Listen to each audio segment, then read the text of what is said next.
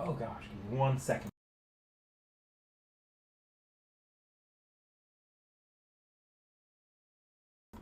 That was probably fine. Hey guys, the first time back on stream in a while. There's no game on stream today. Uh, the reason for that is because I don't know how long I'm going to be able to stream today. I am jet lagged to hell and back to the point where I have been barely able to maintain consciousness during the day for a while. So I probably want to get to bed pretty early tonight, or try to. And for some reason, the trip gave me back problems. Like, I am having like 50, 60-year-old man style back problems right now. So I've been waiting for that to recover. That's nearly killed me. But yeah, outside of that, things are going great. So the finale of FGO. Uh, I want to apologize again because I know I couldn't play that on on stream like I have every other chapter of part two since I started catching up. Though the release style would have been a little weird now that we have the full thing. I either couldn't have participated in the raids to begin with, or I would have basically had to wait until the finale. And I would have had to wait basically from the drop of at least the individual parts of the finale, if not the whole thing, and stream it all at once. I don't know how well that would have worked. Even in NA, like I said, I was going to stream the NA finale if I could. I don't know how well that would have worked in NA, and then they have the streaming guidelines. We'll see when NA's comes around. They'll probably lighten up the streaming guidelines for that one, but just this time, yeah, there was too many factors working against it. So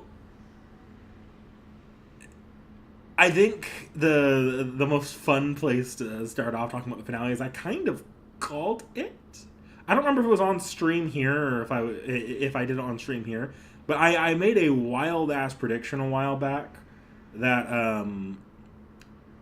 FGO's world itself would be a lost spell, and that we would have to deal with the moral complexity of pruning our own world line. I kind of made that prediction as an extension of a half joke between my brother and I. So let me back up there because this is the crazy part. A lot of people, when FGO's finale was starting to come out, have gone back and pointed to two pieces of FGO media, or not? Yeah, two pieces of FGO media as being unassumedly important. The first one is the one I'm less focused on right now, which is the Moon That Lost Room OVA. That one I saw how that could be pretty important behind the scenes. That's a very Nasu thing. The other one though was the most random ass manga to ever exist on the planet. Melty Blood Back Alley Alliance Nightmare, which was a random, very obscure Melty Blood manga. And this was one of the first FGO things I was ever exposed to. Because I had watched the OVA and I was like, oh, I wonder what happened to Olga Marie. And so I was like, after this, Olga Marie appears in Melty Blood Back Alley Alliance Nightmare. I'm like, the fuck is that? I looked into it and immediately put it down because it made no fucking sense, and then I played the game. Fast forward to when we're doing this channel, and if you remember, there was a stint where I was doing some very obscure type moon works. Like I did Requiem back when it was, I don't know if the volume 2 come up. I did volume 1 when it was only volume 1 translated. I went over stuff like all the information we had on girls' work, Hana no Miyako. I was on a kick of doing those obscure type moon works prior to going through the visual novels themselves. And the next one up that I would have done would have been Melty Blood Back Alley Alliance Nightmare. In fact, I reread it and everything. And when I reread it, I formed a crackpot theory that based off its contents, because in Melty Blood, in the Melty Blood manga, it's revealed that the entire events of that manga, including Olga Marie's appearance in that manga, was, if I remember it, something like it was a simulation that the moon cell was running based on something. And we always had like that concept that The moon cell could simulate a world line, stuff like that. And I can't remember exactly the details of that ending, but something about that ending made me turn around and go, wait, what if FGO's timeline as a whole is just a simulation of some sort? And that the ending of FGO is the ending of that simulation. Because at the time, I started running away with this theory because there's a bit of Nasu seems to like when he's heading these games of having like that. Oh, you're playing a game, and in the game itself, it's also kind of a game. Now, obviously, it's not the direction FGO went in to the T, but we do know that the Lost Belts are, in FGO terms, kind of simulated timelines, simulated pruned timelines. So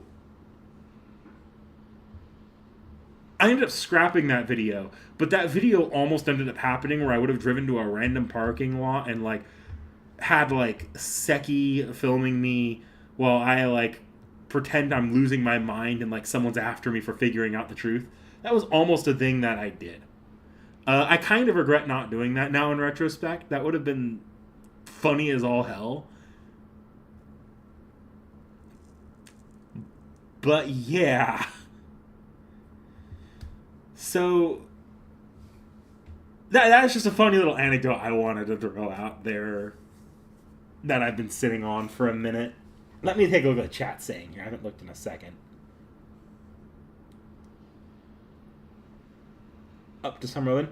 Nasu didn't say he planned the ending up to Summer 11. What he was saying was that in this, I don't know if that was Nasu as much as it was Tucson has been saying that they have through the 11th anniversary planned. Now, whether or not what this looks like, the content for the future of the game, we still have no clue. I have thoughts based off of threads that are mysteriously unexplained and things that are a little bit too particular that were added to the ending. I'm gonna go into that then.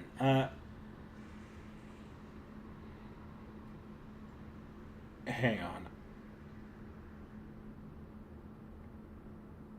So yeah, let me go into that for a second. The things that make me think that this is not the prophesized ending of all of FGO is not just that we've talked about Foreigner ordeal call stuff in Nasu interviews. It's two things in particular get me thinking that this is not the end of the story as a whole. For one, this is the one that Plushie harps on a lot. MASH's final NP level is still not in the game. And it would have made perfect sense to add it at the end of part 2. I guess 3 things technically, because the clear is not on part 2 in Ordeal Call either. The thing that I harp on, and I was talking about this in the Discord for anyone that's in our Discord as well, they randomly bumped our rank from Cause to Pride. Not just one rank up. They ranked us up, past a good chunk of even many Tight Moon main characters like Waver. And the bumping to Pride, that's not normal. If they had just bumped us up one rank, it'd be like, oh, that's a cute detail. I wonder if David did it. I wonder if Zelrich did it. But bumping us up to Pride, that's something that in universe would make waves.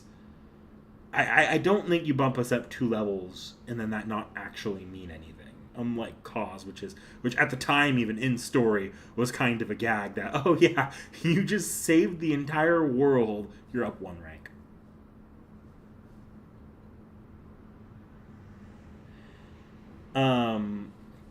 Okay, let me get back to the chat here. Theory would end the reason Nasu wanted to NFGO, but yeah, so another reason why I think that the reset puts us in an interesting position, because even before this is back when my theories on the ending came down to it's a simulation, Back Alley Alliance, when it was that simplified version of it. I always thought that there would probably be a timeline reset, if nothing else, because it makes sense from a game development standpoint. FGO is so reliant on its story in terms of its appeal to people. And as its story continues bloating, as we have a longer and longer part two, as part one continues to sit there completely inaccessible to your average person, because the gameplay is boring and the story is, for the most part, pretty damn boring. It means FGO, I feel like, was always going to have a diminishing returns. You always needed something like a revamp of the front end of the app, and sort of a backporting of the original storylines and gameplay systems. I don't know what that looks like now, but it's a lot easier to do something if you reset the timeline like that. Because now you have a reset of the status quo. The old stuff can still be referenced by some servants and still have happened, but not be as important to any ongoing storylines. Stuff like that.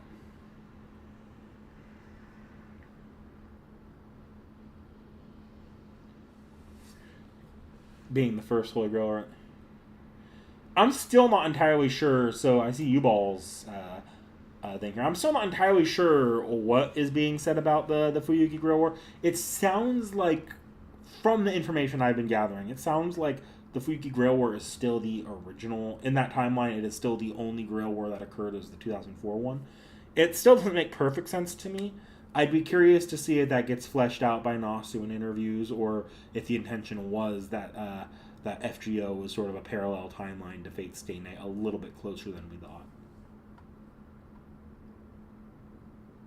Yes, Seki does have to watch Moonlit Lost Room. I'm going to talk to her about that um, uh, when I have the opportunity.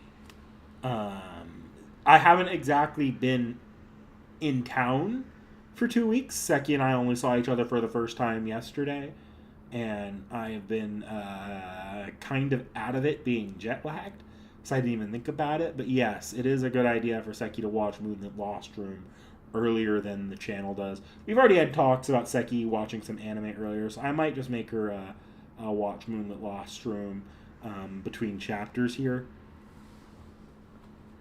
It's not at the top of my priorities though, because there's at least 2 years of catching up Seki has to do before the finale. Like,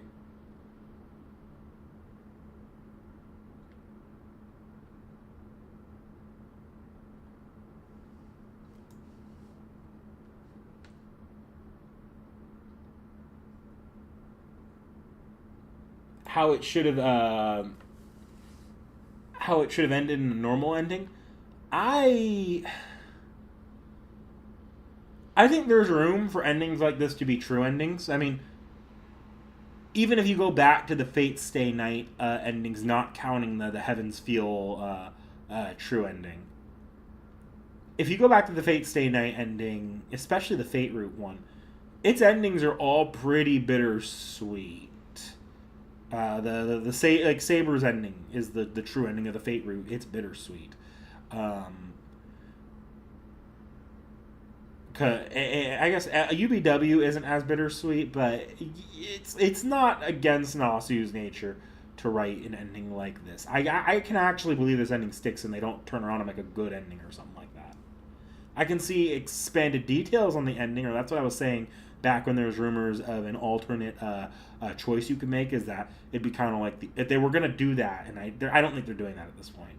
If they were gonna do something like that, though, what it would be more similar to would be more similar to Oberon, the Oberon alternate choices in Avalon the Fae, where as you click them, you get additional dialogue, and at the end it unlocks an alternate scene that expands more on certain characters' motivations, and in this case, it probably would have hinted more at the future. Like I don't think we're ever going to get a change where it's not a reset timeline, because that would require them add the ability to replay that section of the story again, and FGO story replay.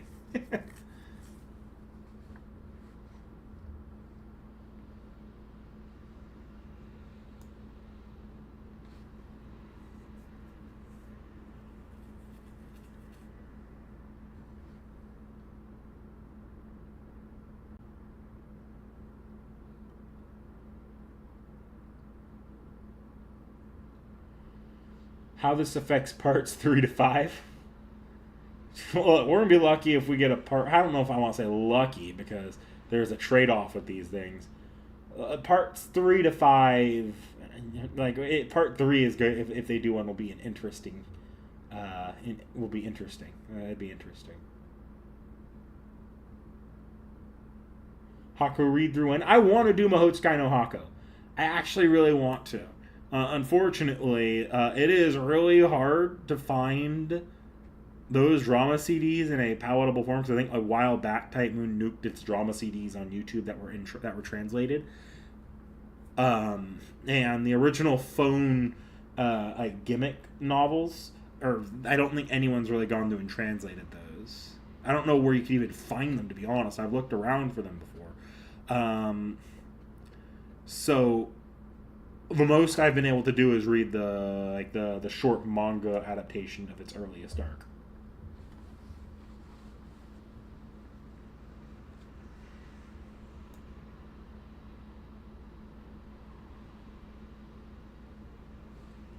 Something is going to kill humanity eventually. The Foreigner, yeah.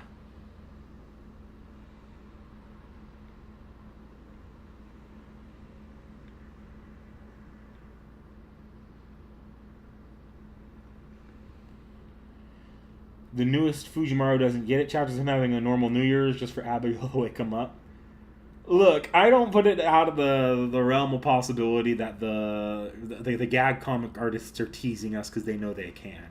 You'd be surprised how little I think the gag comic artists are actually given about the or the gag mangaka, because this is actually something I kind of want to do a video on just for fun, like a breakdown of Ritsuka Fujimaru and his development over the years. But one of the earliest parts of the video that I've kind of started working out was that the introduction of this idea of Gudako and Gudao, which are kind of viewed as the alternate parody versions of Ritsuka Fujimaru. The origin of those names is from a Guda Guda order. That's why they have Gouda in the name. And Gouda Gouda Order was the pre-launch Type Moon Ace, like the Nobu tie-in comics that were being released to hype up the launch of the game. And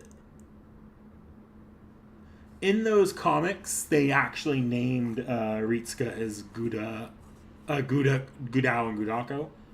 I can't remember if it was actually Gudao and Gudako. I think they might have only named the female master. They named one of them, or they named him Gouda or something like that. And then Learning with Manga kind of runs with that even after the later with a different mangaka, even after the canon name becomes Ritsuka Fujimaru.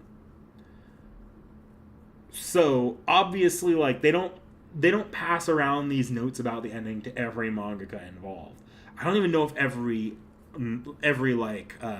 writer involved in FGO knew where Nasu was taking this before he finished up the final draft of that story. So I wouldn't necessarily look towards the gag comics for anything more than they understand the state of the fan base right now and are kind of laughing at us.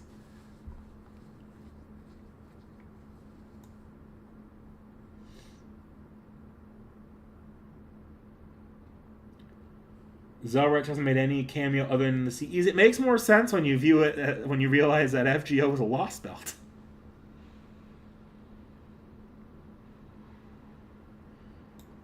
Frederico, I'm not saying that FGO's gameplay is boring. I'm saying FGO Part 1's gameplay is very boring.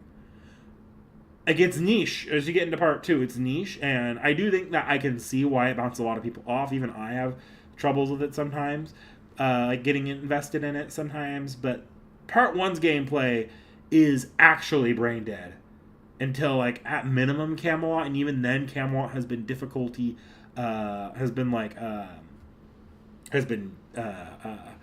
power crept enough that Camelot, Babylonia, and Solomon are nothing in terms of difficulty anymore.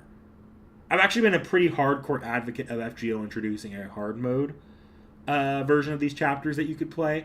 Well, if they introduce story replay and for the allowing first time players to do it as well, just to bring the early game in line with the later game, because at this point, like, the early game wasn't designed with the assumption that your servants would all be max leveled. But if you're any kind of player that plays the events as they come out, if you're not rushing through the story, or if you are rushing through the story and you take advantage of features like level your servant instantly, or you're borrowing other people's servants, you're gonna sweep the entirety of part one. That, when I say FGO's part one gameplay is boring, that's what I mean. There is no difficulty to it at all for anyone that actually is putting effort into playing the game.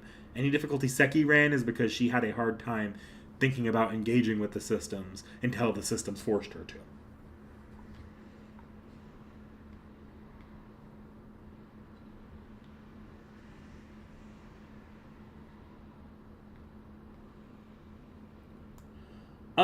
This is where things are interesting, Federico Filippini, because to my knowledge, the FGO finale directly says that Marisberry's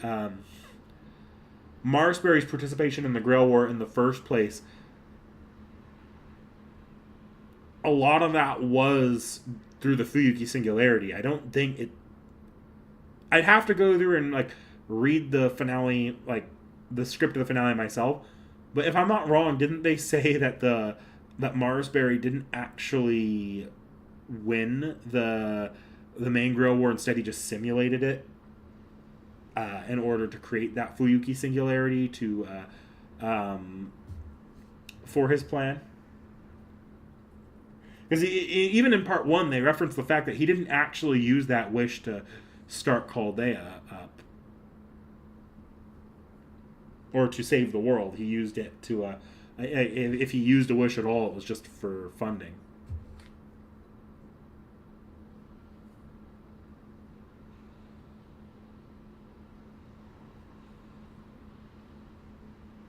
Okay, Tacos, last episode does exist, but I'm going to be honest here. I've read interviews that Nasud wasn't necessarily the one that wanted to make last episode, and having read last episode now, it does feel like something that he was made to write at gunpoint.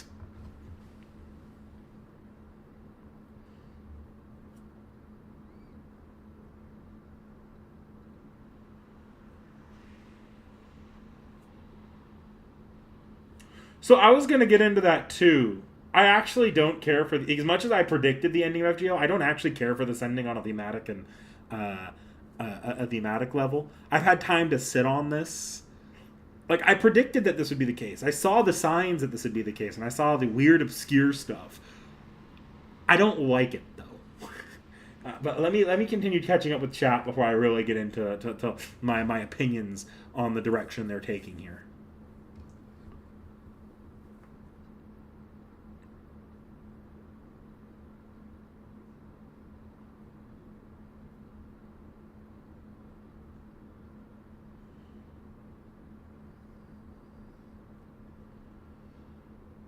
What is the timeline that triggers the events of Fate Requiem? The fuck if I know. I'm pretty sure that's something we'll be finding out in a theoretical Volume 3, because I'm pretty sure they hinted at going... I haven't read Volume 2 yet, but I feel like I remember them saying something to the effect that they want to look into that in Volume 2. They're going to where the Grail War happened in Volume 2, which in theory I believe is the Fuyuki Grail War.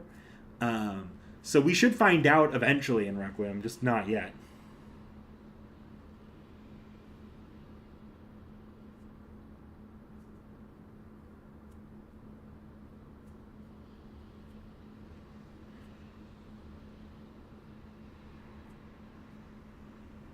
Yeah. The Gouda Gouda title originated with that comic, so I don't think Nasu had much of a play in the canonization of or the creation of the name Gudako and Gudao.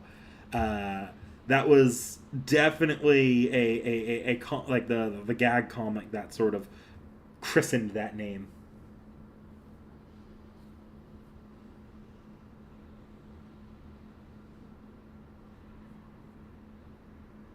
Yes, at gunpoint by a certain friend. The only friend that can ever pull Nasu at gunpoint to do something.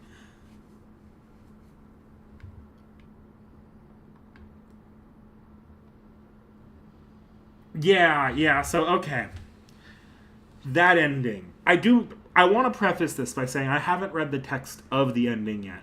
I read mostly summaries, and whenever you're reading summaries, you do have to really, really rein in your opinion a bit, because you very well could be running away with not liking the ideas, but the execution could be much better. There are a lot of chapters in FGO where the community has read the summary, didn't like it, read the chapter itself. Oh, the chapter itself is actually kind of good. Um, that's sort of the problem with translation by summary, and I haven't gone out of my way to read the text of the story chapter because I kind of like to wait till the actual official localization to read the text, unless it's like something I'm super invested in. Like I've already read Samurai Remnant and Mihoyo's events translated text for text. Yeah, see you, Tacos, if you don't come back.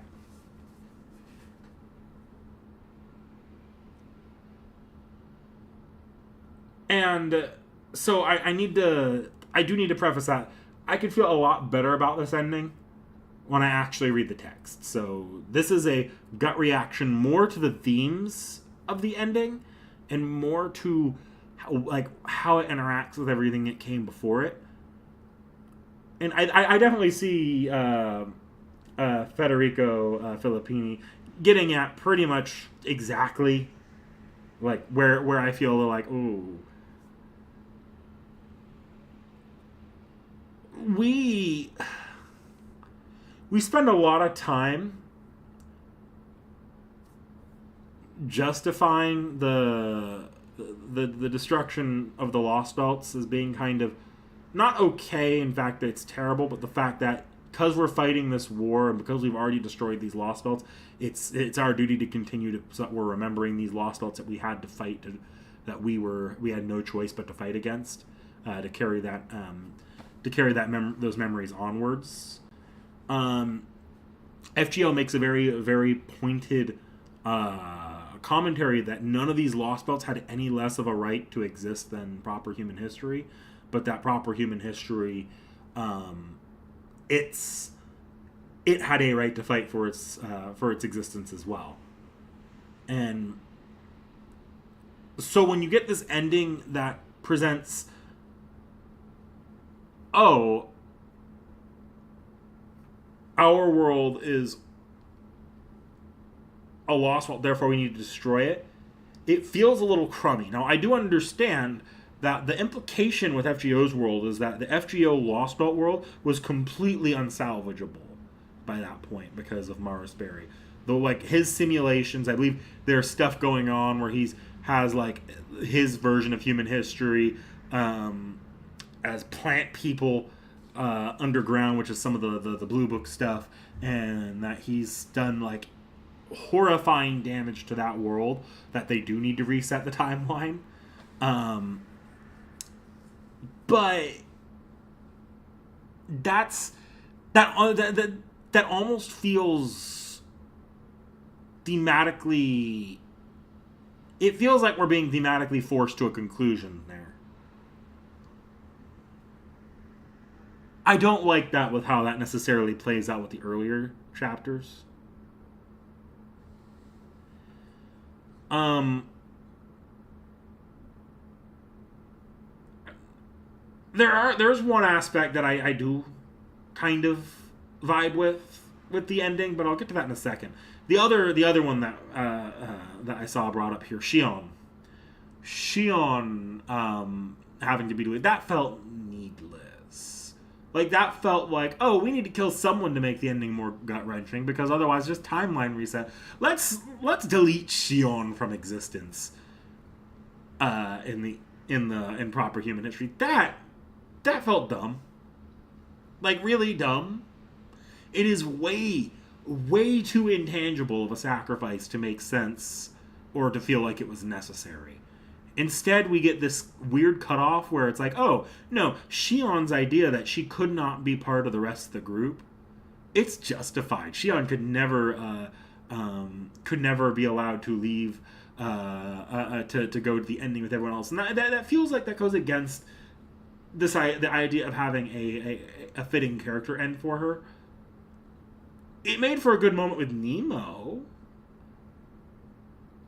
but it just feels like a needless killing, just to get some waterworks going. The death of Da Vinci was also quite telegraphed, and for some reason they didn't kill her, even though logically they did kind of kill her. It's you can, especially with how many times FGO telegraphed the deaths of characters. You almost don't necessarily, like, if you're writing it, you almost don't necessarily want to pull the trigger on those deaths if you're trying to make them feel like an inevitability. It really feels like you're robbing these characters of some agency.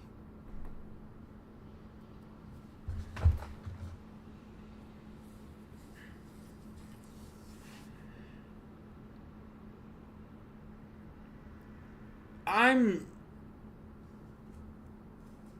Here's the thing, though. Like, I see you saying that it feels like a normal and then not a true end. To me, that just feels like cope. More often than not, when I see an ending like this, and there's always endings like this, it's it feels like more often than not. It's just because the writer feels like had a vision for how they wanted things to go, and it didn't necessarily go that direction when the text actually started playing out, but they still move the ending towards the conclusion they wanted to be at. So you get endings that feel thematically conflicted with some of what they said before, the counter arguments to these themes that they're presenting in the ending, just because that's how you would write themes. You'd want to present a counter to those themes. Those counters feel a little too strong. In this case, I think Avalon LaFay in particular bites a lot of this ending in the ass, because Oberon was written as a direct call out of this type of ending of, yeah, everyone forgets.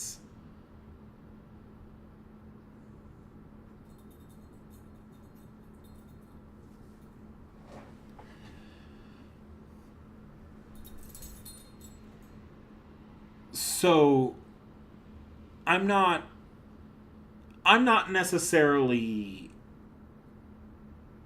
fine.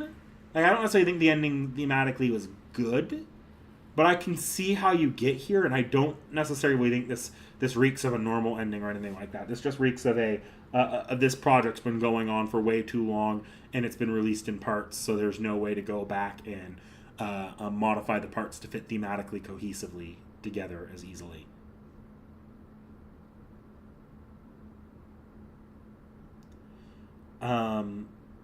I can't really speak to a Hall Autoroxia because honestly, Hall Autoroxia is something I'm still working through.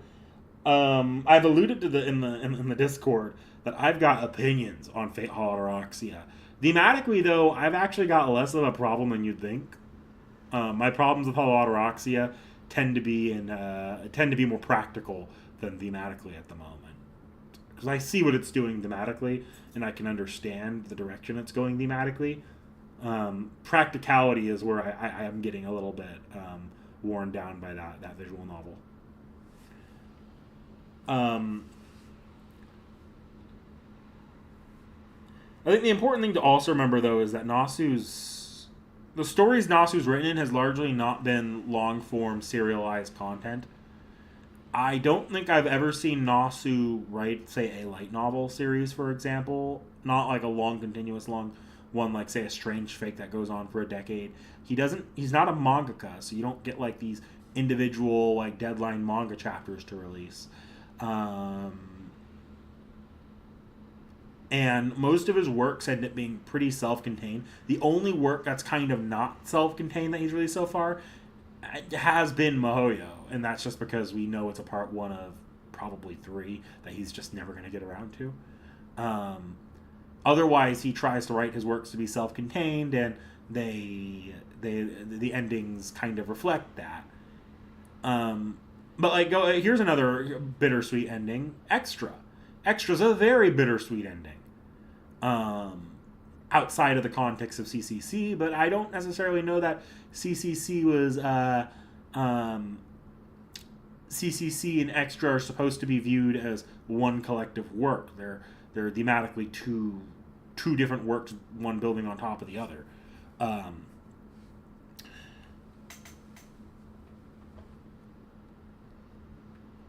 CCC's ending is also bittersweet. It's just bittersweet in different ways than the original Extras ending is. So yeah, I there was another indication that this was also the direction Nasu wanted to take the ending. I don't remember where it was, but I swear to God there was an interview a long while back that when Nasu was coming up with the ending of part two, he wanted it to feel, or either he took inspiration from, or he wanted it to feel like the ending of Undertale because he played Undertale as well or something like that. And when you think about the thematic ending of Undertale, the thematic ending of Undertale is not when you finish the true ending. It's when you decide to stop playing the game, because if you continue to play after the true ending, you're going against the idea that these characters in the game are allowed to have any agency, and you're kind of mocked for that in some of the dialogue.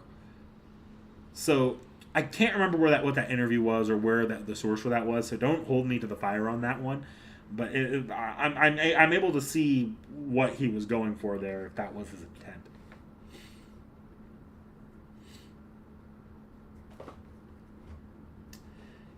That's the problem. It doesn't feel like bullshit to me. It just feels like a poorly executed ending, or a poorly thematically a poor ending in terms of thematic cohesion. In terms of endings, like, this does have a pretty a pretty solid, like, ending feel to it. I can see this being the true ending, and if you told me at the start of part two that this is the direction things were going in before they started expanding out these individual stories, yeah, I actually think this makes a lot of sense at that point. It's when you start adding in these individual stories and creating these justifications for why Ritsuka's keeping going, and not um, keeping going despite uncertainty of whether or not things can even be saved, that the ending makes a little bit less sense to me.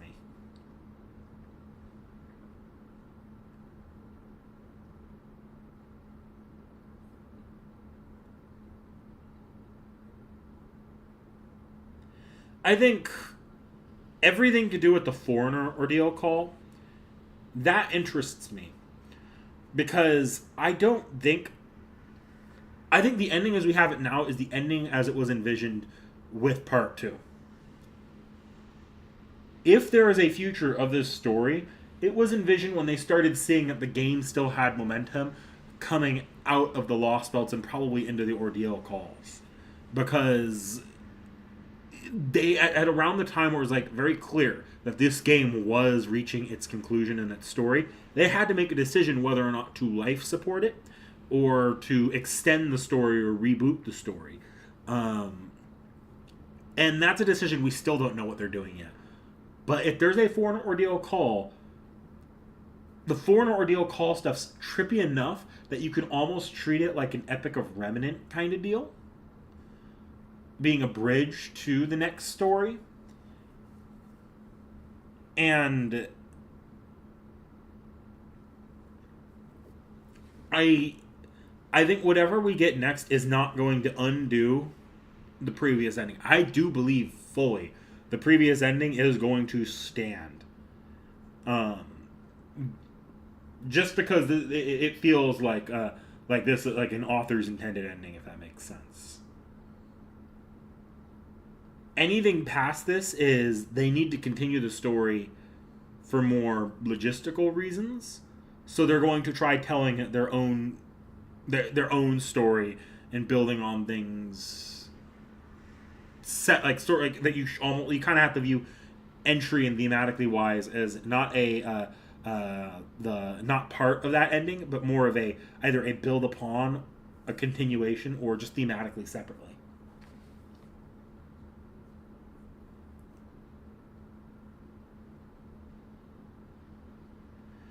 The viewer's choice thing, I don't think that's a literal viewer's choice in game. It would be way too hard to make that work. And it would be almost wrong to throw it up to a survey, for example. That to me feels like that comes down to how much support the game is still getting. Um,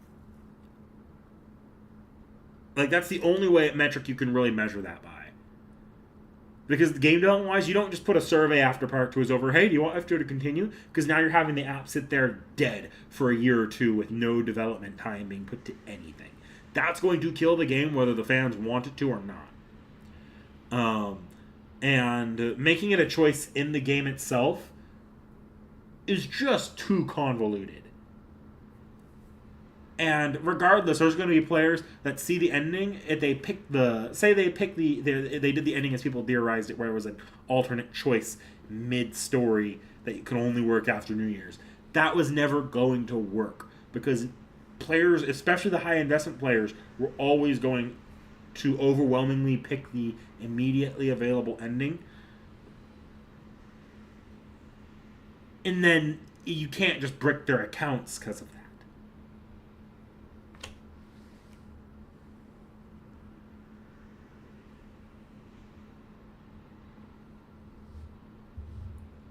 So,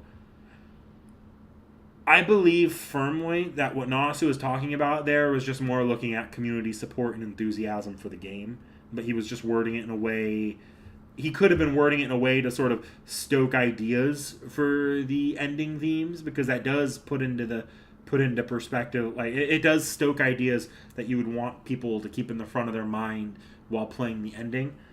But I don't think it was ever practically going to be a choice like truly left up to the players.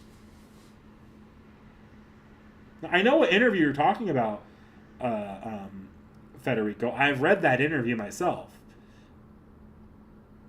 I just don't agree that it was going to be a literal choice the players were going to make. Because logistically, you can't do that. That just feels like Nasu bullshittery. Like talking around, talking around how things are looking.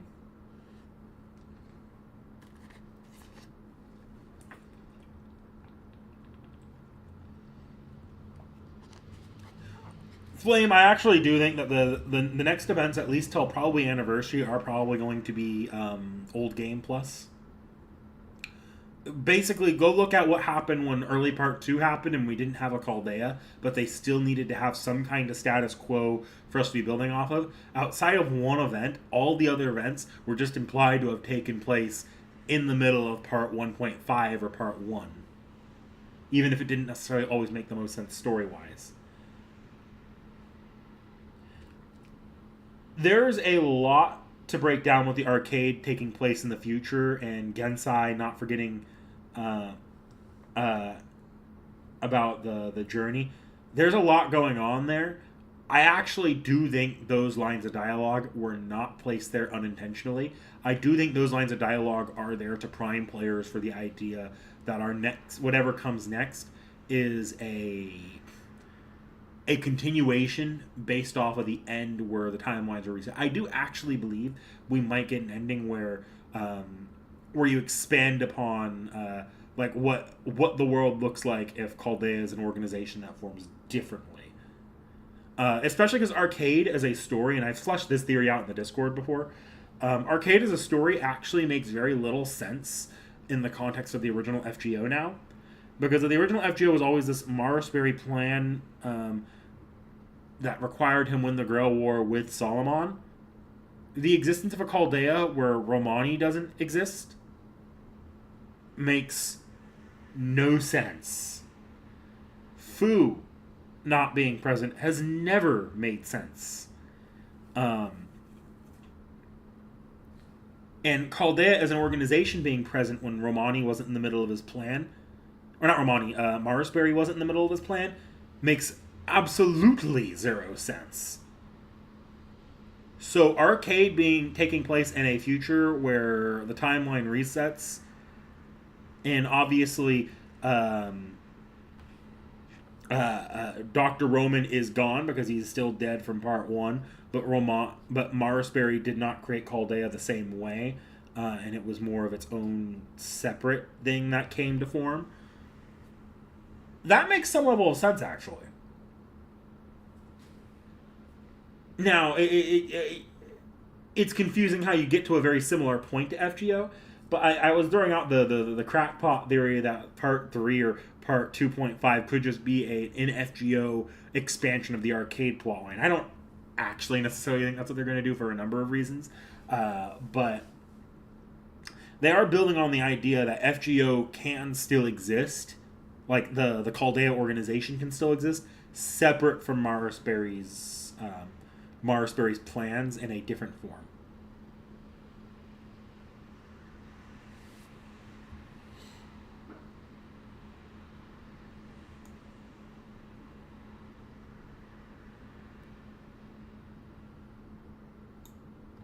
They could do something like that, U-Ball.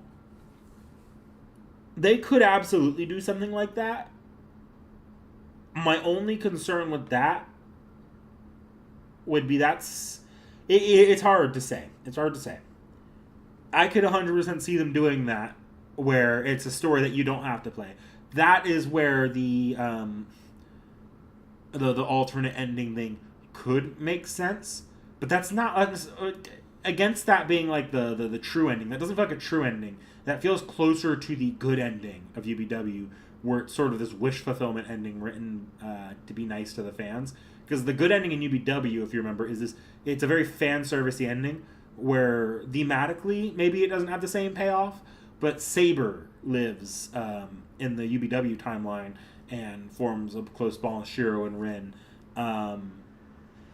If we get an ending like that as an alternate ending, more of a good ending and less of a true ending, I can see them continuing the story in that kind of form.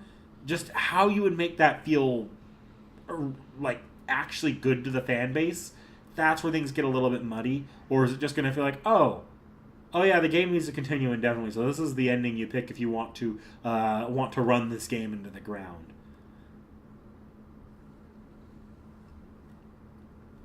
That would be an interesting direction to take the game. But it also feels like it would be high key just begging players to let the game die. And I don't necessarily like the idea of that, but I could see them going that direction.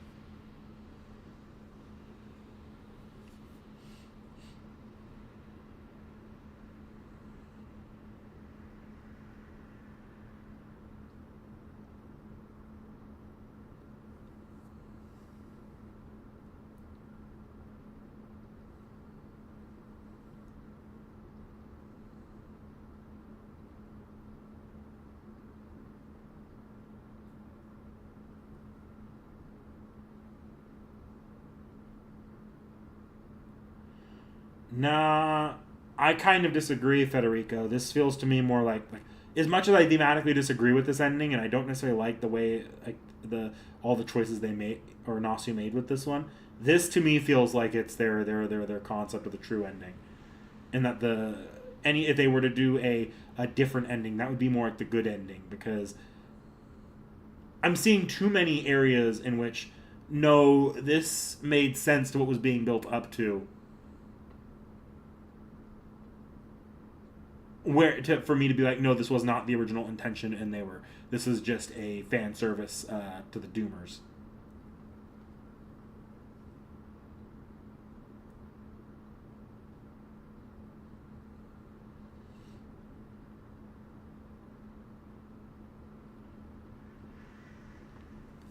I do feel like the execution probably I don't know how the execution is going to feel to actually read, but this does feel pretty in line, in my opinion, with most Nasu endings. Because the only way it's not in line is if you view a true end, which is again Nasu at gun, or not true end, the final ending of Stay Night, which is a Nasu gunpoint ending by Takeuchi, and in Heaven's Feels true end. Those are probably the only two endings right now that I have seen Nasu write that didn't take things in a very bittersweet direction. Um, because in Heaven's Feel True End, that was the end of like a 3 arc visual novel. That to me when I read that, it felt like it had to be a happy ending, because if you ended literally every arc or every route of that visual novel on somewhat of a somber note, or on a, because UBW doesn't necessarily imply Shiro's got a lot of life in him. It implies Ren's going to keep him from doing anything stupid. But Nasu has openly said in interviews since then, yeah, Shiro is never a character who, in his timelines, has a chance of living very long, living to old age. And UBW does kind of hammer that home that Shiro, it's less that Shiro's avoided walking to his death, but more that he's coming to peace with it, and he's probably not going to have to make the decision to become Archer by the end.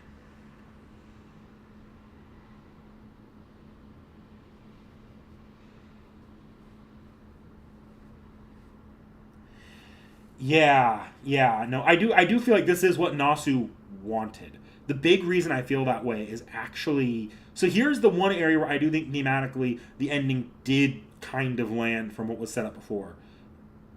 And this is back to that. If you remember earlier, I talked about the potential for a video that is just the development of Ritsuka Fujimaru. Ritsuka Fujimaru as a character has always been walking towards an ending where his achievements were completely forgotten about and not known to the public, and he never got credited for in ways he deserved.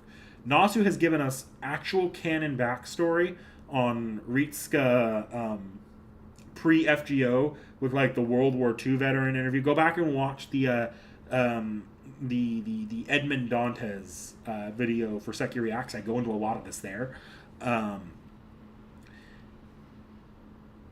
Or was it Edmond Dantes? Or was it... Yeah, it was Edmond Dantes where we go into Ritsuka as a character.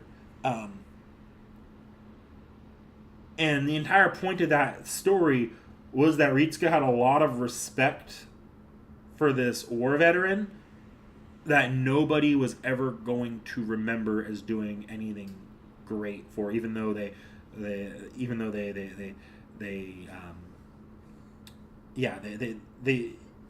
it's a little muddy because I think it was mostly an interview thing. It wasn't like a fully written out short story, but it's stuff like that. And then other things like the Babylonia anime's intentional purpose of making Ritsuka's role model be Ushiwaka Maru, a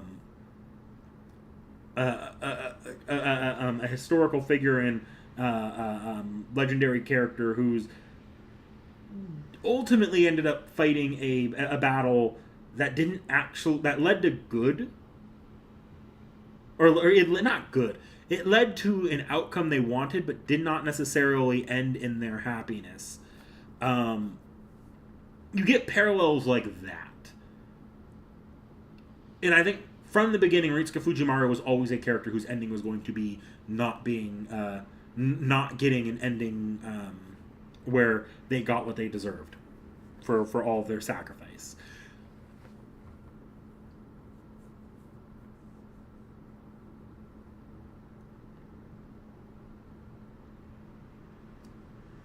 That is why I feel like this was always Nasu's intended ending. As for the Abby thing, that was a very recent addition, was the stuff in Ordeal Call 2. And we know that Nasu originally wanted to just have all the Ordeal Call 2 and 4 servants be data lost by the end of FGO.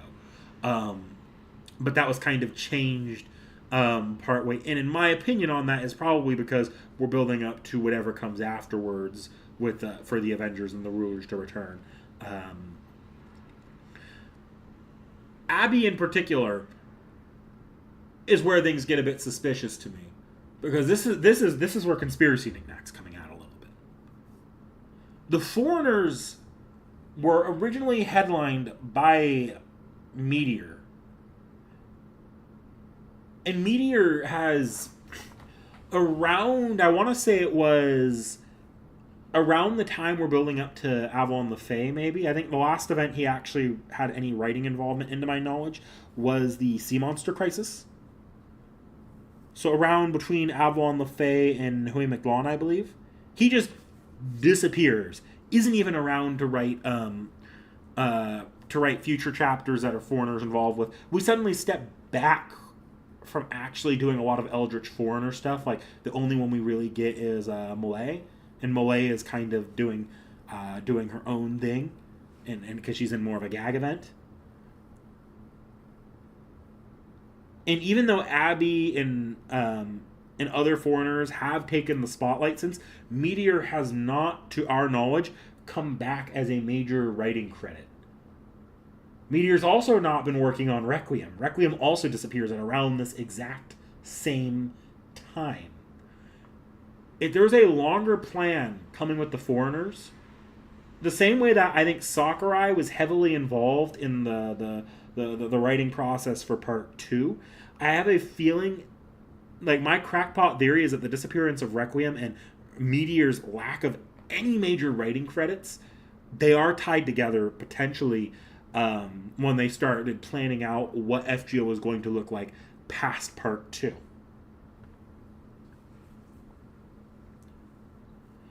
Because that actually starts making that entire Meteor disappearance make sense. And him having a heavy involvement in part 2 does justify a bit why Requiem slowed down and went on indefinite hiatus.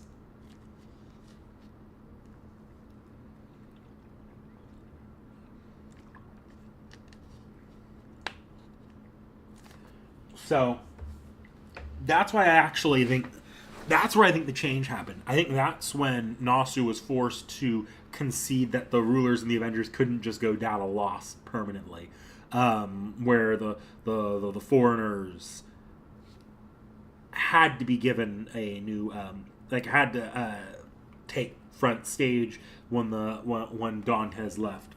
Stuff like that. That is actually the direction I think a part 2.5 to 3 is going in because of that. No, we never got hard confirmation. We can suspect the masters based off of material like Shinji being the master of being a master in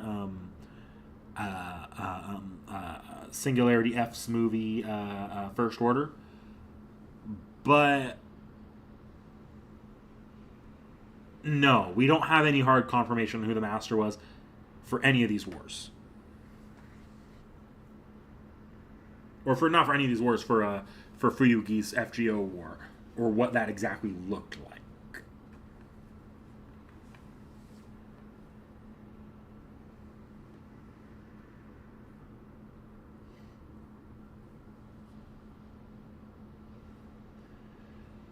Going to get foreigner-related stuff. Also think about the Loki Christmas. I think we are going to get foreigner-related stuff. I actually think that is what's coming next. Either is the long-term plan for a part 3, or if we're really going to limp this game along to the end, that'll be part 2.5. Tia Mart Larvae is on right up in NA, guys. Yeah. So, just for a number of reasons, like, obviously, I don't think this is the end of FGO. But I don't think we're going to get a Deus Ex true ending here. I think whatever comes next is building on it's building on this ending, while also being a definitive split off point from that ending. If the intent is for this game to go on another 10 years, what's going to happen here is they're going to, presumably they'd have to make whatever comes next be playable standalone from the original ending.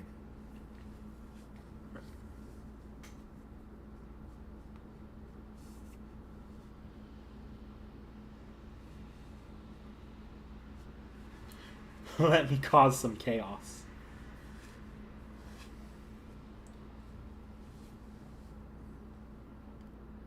Yes, there was something about the foreigners in the ending. They were barred from participating in the finale at all canonically. So, like, anyone who had a Grand Foreigner that had any kind of Eldritch ties, like, not counting something like Kukulkan or MHXX, where they're obviously not foreigners in the same vein as in Abby or a Moe. They could join, and like Abby and Van Gogh had alternate forms that weren't tied to their foreign god versions. So they were allowed to participate using those forms. Santa Abby came in clutch to allow Abby to actually be in the finale. But the foreign gods, or not the foreign gods, the outer gods stuff, they were not allowed to participate for reasons still unknown. Like, we are pretty certain we are getting something foreigner coming up. Like, that is coming. What that is, though, we have no idea.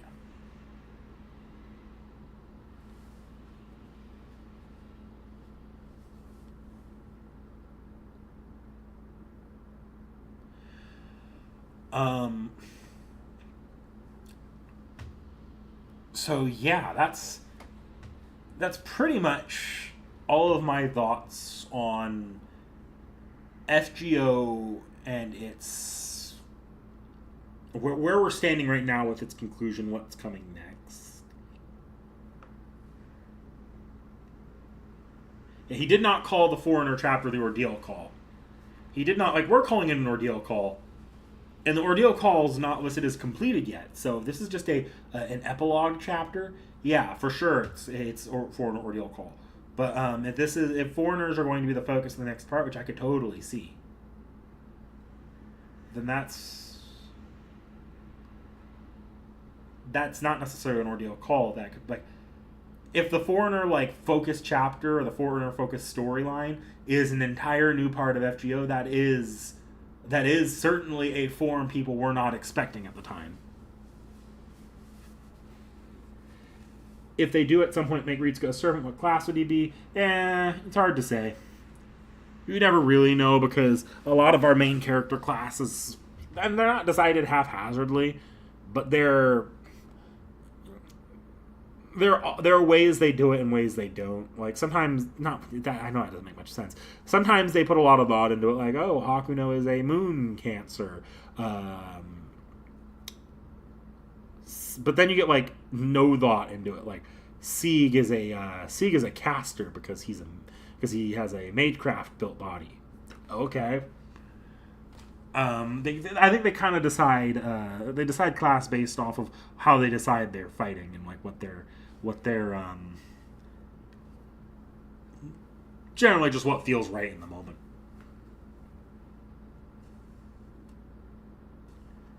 Although it would be kind of funny if Ritsuko's like a foreigner or something because he comes from a Lost Belt, like sort of like a Nocturne, I think.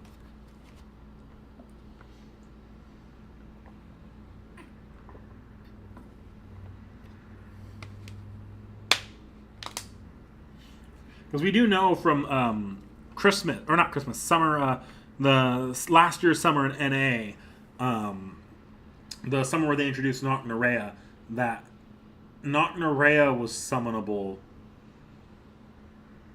because Avalon, Artoria Avalon is basically simulating the Lost Belt herself to allow Nocturne and the I think even not the rest of the Lost Belt, but Nocturne in particular is being allowed to be summoned that way.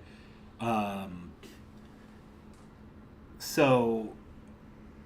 that's why Nocturne also comes out as a freaking foreigner. Because she's not an entity necessarily tied to proper human history in any way, and is being summoned through abnormal means.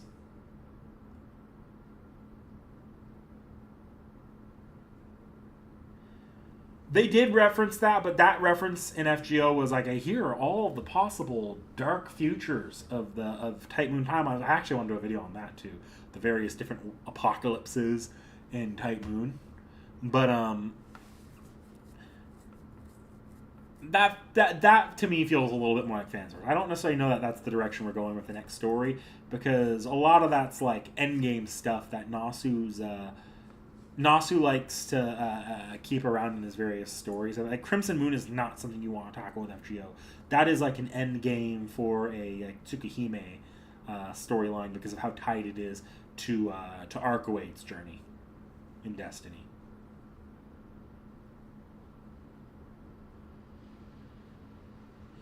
Yes, I have seen those details about Lord Lorges and Artoria Avalon. I don't know how to feel about it, but I truly believe that Lord Lorges will be involved in whatever future FGO story there is. Um, it's a little the gameplay story split of Lord Lorges is a little too funky for it to be believable right now.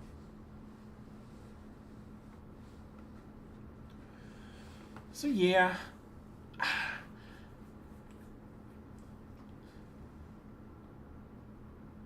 pursuing an ideal food, yeah, it could be. I think FGO is gonna be fine.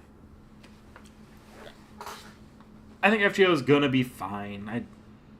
At the end of the day, it makes too much money. It's too much of both Type Moon and Lysangle ride on it for them to be like, yeah, we're ending the game right here, right now. Because Type Moon basically funds itself through FGO these days. And Lysangle only develops FGO with when they were Delightworks' previous ventures into other gacha games just not working. So anything that comes after FGO, or they don't really have any setup for what comes after FGO, and anything would be too big a risk. Either you're risking your entire company to launch a new app, or you're looking at an incredible downscaling of your team.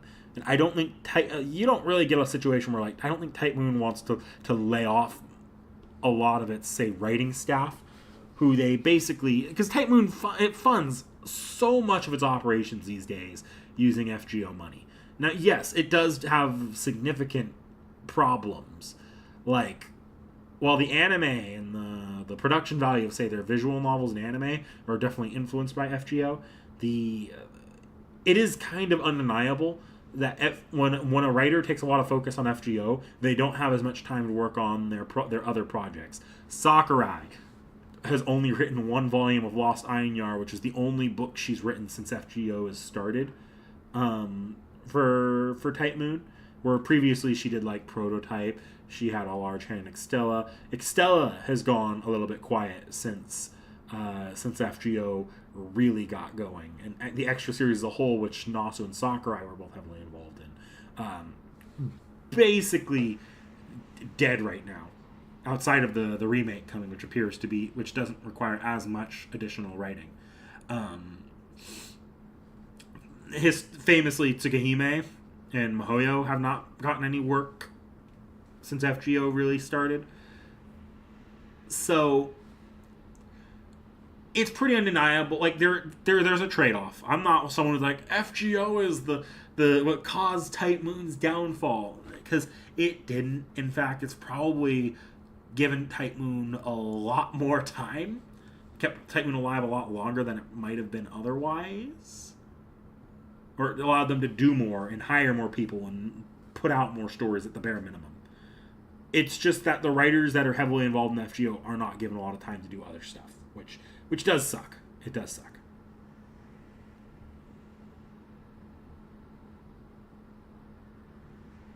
Yes, Tsukuhime remake being as high quality as it is almost entirely because of FGO.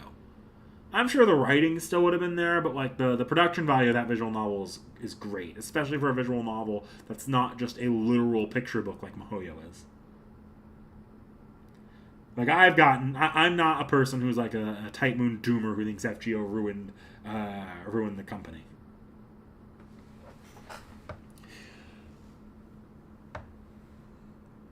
I want to go into that since we're on that topic. Yeah, I'll go into it. So I'm a pretty big supporter of a pretty small time YouTube channel who used to do a lot of fake content, but they're pretty anime focused. They don't necessarily do a lot with the visual novels or the games. They're very anime focused. And they put out a video today that was very like, Fate's lack of anime is FGO's fault. And I had to sit there and be like, wow, that's not necessarily true. Like, it's really easy to blame the boogeyman of the gotcha game and the gotcha money. But the lack of anime is not necessarily a laziness on Type Moon's part. Like, there's multiple factors that kind of go into that. Yeah, C Tactics, C Tactics.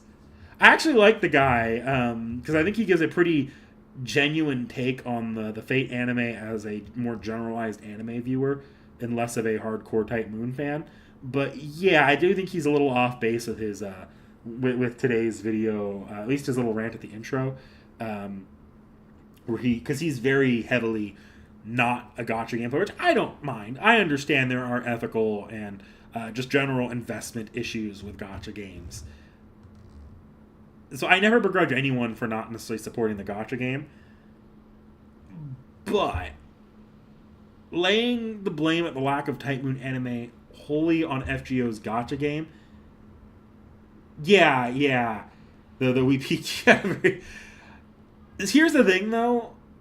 That feels more like his opinion of we peaked at Stay Night very much was a throwing his hands up in the air moment, because he actually was following and liking a lot of the other anime for a long time. The turning point on that was the FGO anime, that he really didn't like what they were doing with it, and that was the majority of the anime project coming out at the time. That's where I think there was a turning point, and this is actually something I kind of agree with on. I do think Type Moon's lost touch with a lot of the anime community.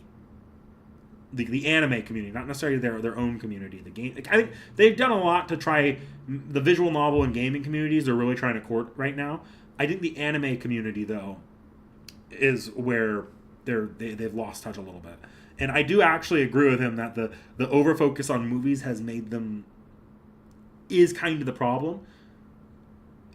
But the idea that FGO is why we have that issue is just wrong. Because if you follow the timeline of when they're releasing these anime, it doesn't hold up with his thesis that FGO, when like their focus shifted to being FGO adaptations. Because FGO adaptations also died at that exact same time. Solomon and Camelot 2 came out relatively close by to each other in 2021, I believe. And as films, that was the last we saw of any FGO anime. He was fine with he actually really liked the Babylonia adaptation. And Case Files is also at around the same time as the Babylonia adaptation. That all the FGO anime projects all kind of stall out at COVID. COVID is kind of, in my opinion, why you don't get anime projects after 2021. Outside of, I think there was a single Aprilia movie, but we all kind of, I actually think Aprilia gets a pass on the movie thing, because Aprilia, if it doesn't do movies, it's never going to adapt anything, because that series is going to keep going forever, because it goes on and off hiatus so much. I think COVID is an effect on it. I also think another effect on it was, and I see you mentioning this here, New Caliber, the anime's effects on Fate sales of physical goods. I don't think their more recent anime have been that successful. There's a reason Case Files never got a season 2. They kind of mishandled FGO's adaptations by jumping to Camelot and Babylonia and doing them out of order and doing kind of a bad job at adapting Camelot. FGO's adaptations are kind of messed up, so it's not. They did a poor job at creating a situation where the general anime space could jump in for anyone other than FGO's fans. Extra Last Encore was another not recent project, but it was one of the more recent TV anime. It kind of flopped. I don't think their more recent anime projects have actually been successful. And that probably has impacted their sales. So when you're putting in these, when you're as a company trying to decide whether or not to greenlight another anime, I don't think FGO plays into it as much. I just think the anime, they realized they were pumping them out too fast, and they decided they needed to slow them down, especially with what was going on with ongoing production issues because of COVID. There are other anime projects, obviously, like we have the Ufotable stuff that probably would do well merchandising-wise, like Mihoyo, Tsukihime. C Tactics seems to harp a lot on the possibility of a Fate remake for Ufotable. I would even throw something like adapting an abridged version of Holotoroxia in there. And those are all very Ufotable focused projects, but you know what is kind of blown up? Demon Slayer. Any reason that Ufotable, like Genshin, is missing in action as well. Ufotable has not adapted any of those works and is kind of stalled out on MiHoYo because Demon Slayer is where their production focus is right now. Ufotable is not a company that takes on, and we actually did a discussion on this literally yesterday, because spoiler alert for future Anime Club podcast episodes, we're going to be doing the next couple arcs of Demon Slayer soon. And in that discussion, Seki directly noticed that Ufotable does not take on very many projects at once. They tend to put most of their staff on one project. If there's a movie coming out, that's their project. If there's an anime coming out, that's their project. They have little side projects here and there, like they'll do like video game cutscenes and they'll do like little stuff like Emiya Household, but they don't have like multiple major TV, anime, and movie projects going at the same time. So if it feels like there's been a stall out on anime, I don't necessarily know that's Type Moon's fault, except for maybe that they don't want to adapt something like Tsukihime until they know everything they want to do, or they want to get MiHoYo out first. That's almost certainly because of Ufotable's own scheduling issues. As well, I also think the idea of a Holotoroxia series that I brought up a second ago, that would require a lot of involvement from someone like Nasu to really pick how you'd want to take what's very much a visual novel format story and work it for an anime, which Nasu doesn't have that time. And the Fate route, Nasu's also said, and this is where C-Tactics harps on, that Nasu would want to go in and rework elements of it that didn't work. He has said that in interviews before. And I don't necessarily think there's any intention of doing that right now, when compared to, say, the Tsukihime anime adaptation, Type Moon is not distancing itself from the Dean adaptation. Not much. And there's not a lot of reason to. I have major problems with it. But it's at least a respectable adaptation compared to something like Tsukihime.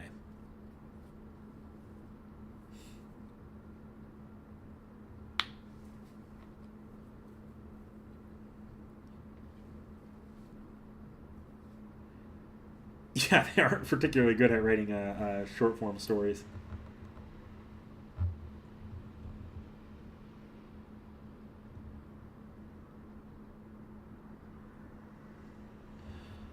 Look, Federico, I'm actually going to hugely disagree with you on letting them near Fate stuff after Heaven's Feel, because I don't have, like, I actually love the Heaven's Feel visual novel route. I don't think Heaven's Feel as a route was ever going to work in the same way in anime format that it was going to in visual novel, and I don't think extra screen time necessarily would have helped it that much. Because a lot of what makes Heaven's Feel so good is the long, slow burn of it, and there's a horror element to Heaven's Feel that got lost in translation to the movies, in my opinion, for the most part, outside of a few scenes. Anime and horror has never actually gone together that well. I think Heaven's Feel after Holotoroxia was always kind of the visual novel, at least from the ones that I've read so far, that would have a pretty hard time in adaptation. Because it takes so heavy advantage of its medium.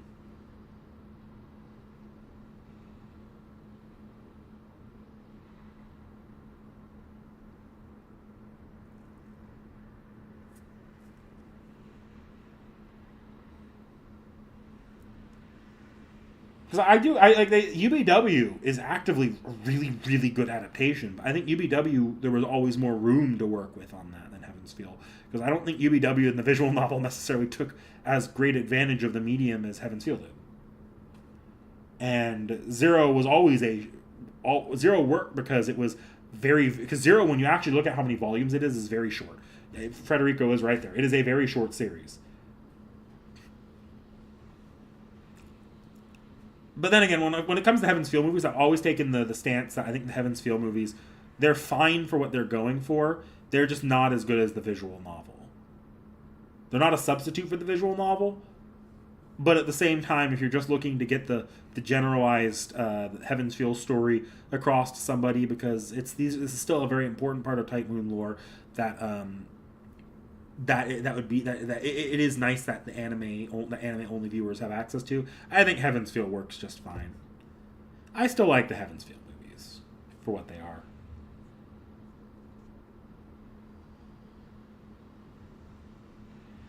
Uh, Not much. We've moved on to a little bit more of a generalized Type Moon adaptational talk because I was commenting on a bit of a rant from someone on sort of the anime side of not necessarily the Type Moon community, but like an anime side of, say, the Fate community, who's done a lot of videos on Fate on the anime side.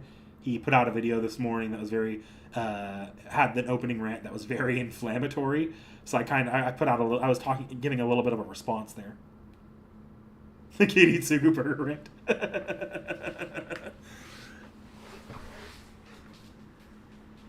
I've actually seen some analysis. I want to read the Zero novels myself. I have not read the Fate Zero Light novels. I have seen some really good analysis from someone on some of the more cringy aspects of the Kiritsugu dialogue, especially in the Zero Light novels, that may very well, as much as I think that it's harder to read some of the cringy Kiritsugu inner monologue, I actually do think it might have a thematic point. So I want to read those myself to really get my teeth into it, but that there might actually be a point to Kiritsugu being in the light novels being a little bit too over the top as an edgelord. He's not supposed to be cool.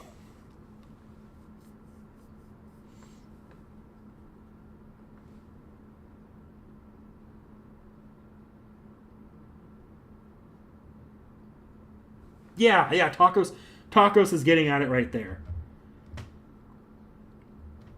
As for the Saber stuff, like, I do understand that a lot of Saber's mischaracterization is a huge, heavy, hot topic in the Fate fandom as far as, like, being very controversial to talk about. I do think you have to remember Fate Zero was in development, like in early development, at around the same time as the actual visual novel was. It came out around the same time as Holodoroxia did. This is very early on, and earlier drafts of it probably would have... The mischaracterization is kind of... it's almost expected when you're that early on in a franchise, because changes in direction at all can completely upend previous intentions, if that makes sense. I'm not defending it necessarily. I also have never thought it was that bad, in my opinion. But I also don't... at the end of the day, I don't think it was ever that big of a deal.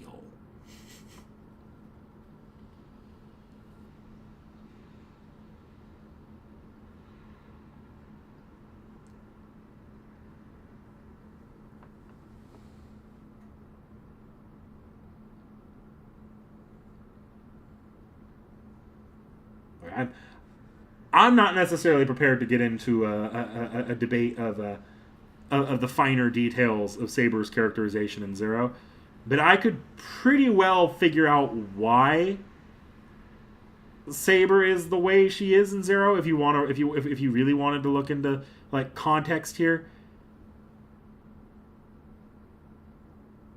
it's important to remember that by the time of Zero and Stay Night, Saber had already kind of viewed herself as basically doing anything she could at that point, and that she felt like a lot of her what she aspired to be just did not work. When she breaks down because of the Banquet of Kings is like the infamous one for Saber fans. She's not going through these Grail Wars because she's satisfied with what she did in her reign. She's going through these Grail Wars. She's figuring things out as she goes. It's hard. I could write an entire thesis in light defense of Saber's characterization in Zero, but it's... there's a lot of nuance, I think, when you're talking about a character, especially based off how she's written in the Fate route.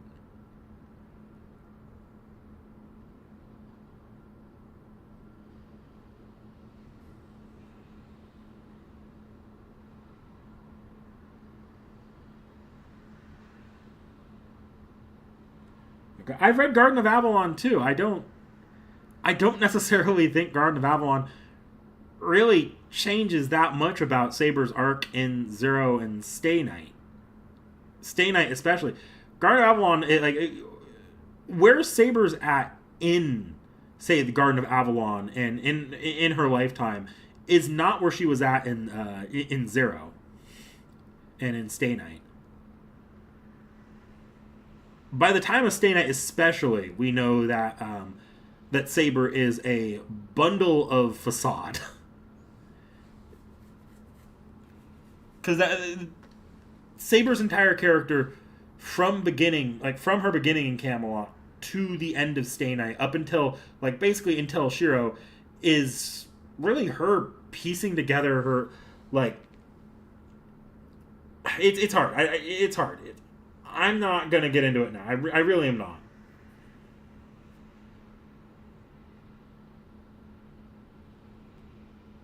Well, the self-contained soap bubble. Look.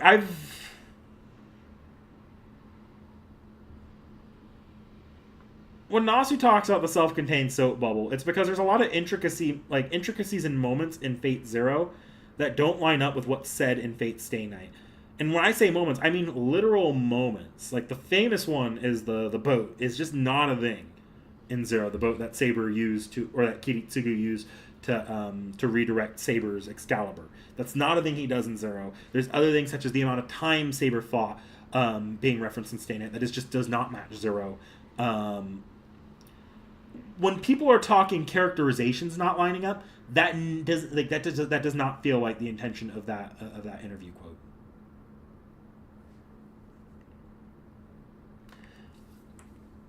Because that interview quote feels pretty firmly about the small areas where the Grail War events just did not match, and they've remained pretty. When they reference the events of the Grail War and the characters involved, they remain pretty faithful with how, when you're going forward to things like Case Files and Adventures of Lord Elmaloy, they haven't, and even Strange Fate to an extent, they haven't necessarily contradicted a lot of the elements in Zero or tried to work around them. It's just that there's a lot of details in Stay Night that just don't match up with Zero because writing with the constraint of these particular things have to happen in this way, that's hellish on a writer. So I can see why you would section that off to its own bubble universe.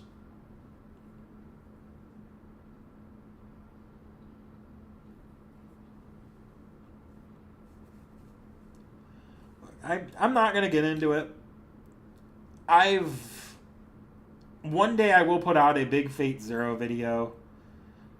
But I need to read the light novels first.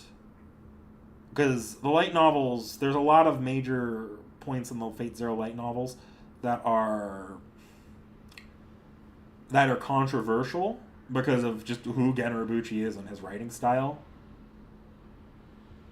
That I need to read before I ever step in to talk about. I'm not going to go into it here. Just expect the same way I'm doing a review and analysis of Stay Night. There will eventually be a review and analysis of Fate Zero, but that's a long ways down the line. And when I say a long ways, I mean I have a lot of higher priorities for ahead of above Zero. Namely, once Hollow Ataraxia is done, I want to go in and do one on Garden of Sinners and the original Tsukihime.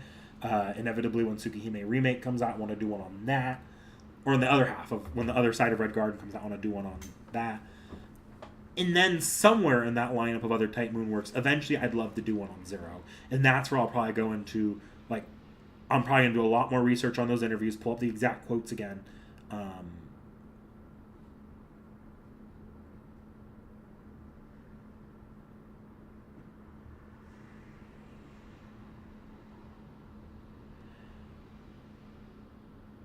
yeah, I'm not going to get into this debate now. It's not necessarily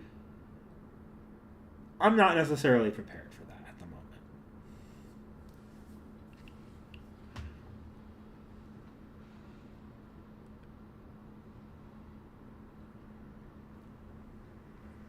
If we can shift topics, I don't think this is a particularly productive topic.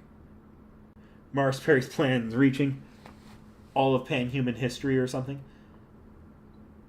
I actually don't know. Again, this is where I need to read the text of the finale. I don't fully understand Marsberry's plan as a whole. That's one of the areas where I'm a little bit less clear on is like why we needed to have these plant people things going on. Whether or not that was overwriting the original pan-human history or if it was just simulating pan-human history. Um,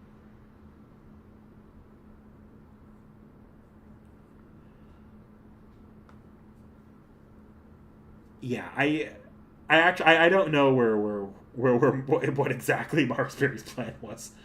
That's definitely I need to read the text version. A lot of my commentary so far has been on uh, the ending and the pieces involved for FGO.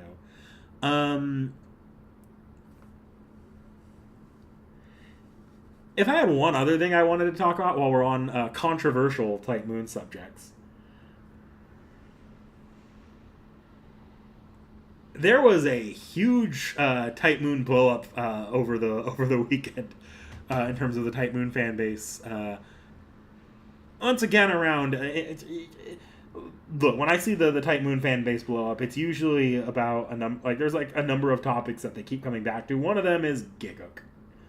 Um, I always find it hilarious when this happens, and this time it was fairly unintentional. A lot of the times when it blows up about this, it's because someone's like baiting or trying to they're trying to engagement bait to get revenue on Twitter for the first time after not getting a lot of not going viral on their tweets for a few months. So, like, I think at the end of the day, it's there's kind of a disconnect. I think when we're talking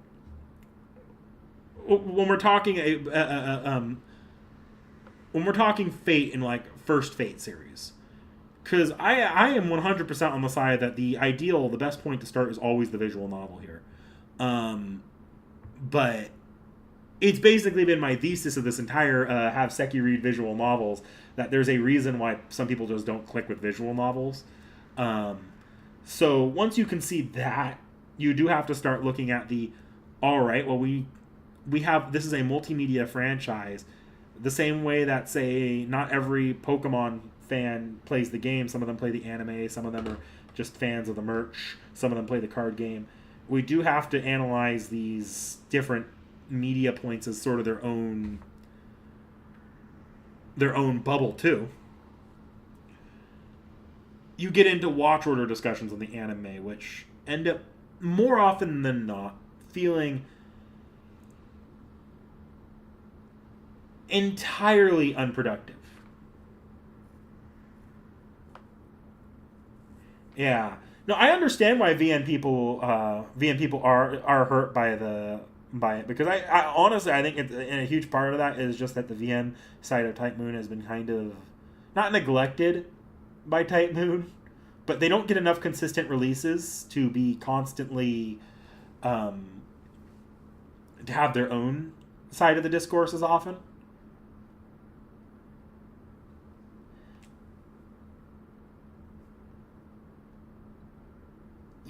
Yeah. No, I think Gigguk's videos, his watch order videos in particular, I think they were never designed to be actual watch order videos. In the first place, Gigguk's always been more of a comedy YouTuber. Like it's kind of hard. Like sometimes he does videos where it's like he's wholeheartedly recommending a series. That's not what he put out for Fate.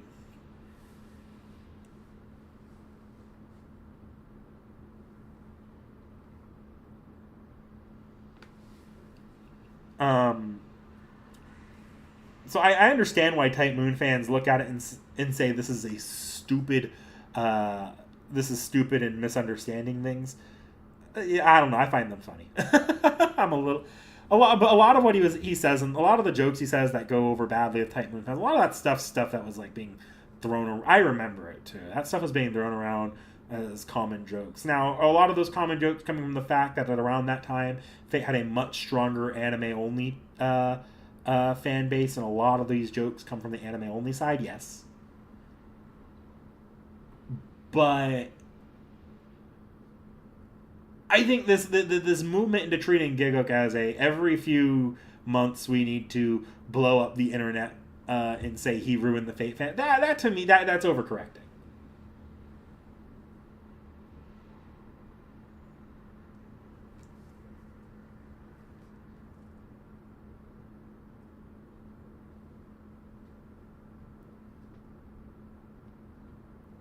Oh yeah, no, it's from accessibility to preference, 100%. It used to be accessibility, but I do think preference is also just a thing you have to account for. And if we the franchise is never the franchise will just stall out if you just harp visual novel because there's a reason why let's put it this way, there's a reason why you're seeing less and less in terms of franchises anywhere doing numbered sequels, because when you have a definitive numbered sequel, you're going to see a fall off in people. It's going to filter people down lower and lower more often than not. Maybe there's a momentum boom where you can have growth at one point, but like if you go like eventually, say we released Fate, we had a definitive Fate 1 and Fate 10. By Fate 10, if you hold everything previously, you don't necessarily get a lot of people experiencing Fate 10. If that makes sense. That's kind of where I'm at with the watch order discussions. I understand there's an ideal watch order, and the ultimate ideal is visual novel is the best place because that is where the franchise started. That's where the most detailed version of any of these stories are. But it's a niche medium. I'm never going to begrudge say a Harry Potter fan for not having read the Harry Potter books, for example.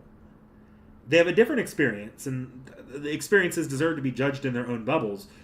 And there's something more to be said about. There's probably a much deeper analysis to be had if you've experienced both versions of the story, or especially, and there's probably a much deeper analysis on just the novel version. But the existence of the films should be taken and discussed in their own bubble, separate from the original Harry Potter books, if that makes sense. And when we're getting into Fate now as an anime franchise, it's muddy. It's very muddy. I don't necessarily place all that blame on Fate Stay Night's adaptations, as much as the fact that it was 14 books, yeah. I blame it a little bit more on the fact that Fate is a very concept-driven series, in the same way that, say, a Gundam is. Gundam, there are there's also a preferred watch order. Just watch them in release order, the original intended artistic order. You're going to get a much deeper form of analysis out of that, and you're going to understand more. But when you have these series that are not releasing as Fate 1, Fate 2, Fate 3, Fate 4, there is an expectation that these series, to some extent, are generational. That you're going to get people hopping in later. And what these watch order discussions do, and where they stop being... if they're productive in one way. If I'm introducing a friend to Fate, that's where watch order discussions become a little bit more meaningful. Like if I'm talking to a friend like, hey, this is my favorite franchise. You should start with XYZ. That's where it's actually kind of meaningful. When you're talking where we're at with this, with the current Gigguk discourse, which was the difference between it's okay to start here or no, go start elsewhere. What you're doing there is kind of unintentionally creating a barrier, even if not a high one. Not a high one necessarily, but you're creating a barrier. You're doing effectively what the Gighook timeline video did, where it's like, look how complicated this is. When the reality is the goal should be less. If you want to see growth of the fan base, you kind of do have to accept that people are going to hop in where they hop in. And especially because there were content creators involved in a lot of this controversy. The goal of content creators should not necessarily be to decry people that are starting at odd points, but to maybe take advantage of the fact that people are starting at these odd points. Look at what they're missing from Strange Fake, especially if Strange Fake actually blows up the way, say, Zero and Unlimited Blade Works did for growing Fate in the anime side. And take advantage of that fact, or even FGO, how FGO did. Take advantage of that fact to create content leaned towards introducing them and filtering them back towards where they should go, towards the original Fate Stay Night visual novel or even the adaptations. Because by that point, they're fans that they're looking at moving forward. They're going to be willing to either stick it out with the visual novel they might not have been interested in trying before, or starting with the Dean adaptation, for example, which its flaws are going to be a little more off-putting to someone trying this franchise out for the first time than to someone who's making an active attempt to be invested.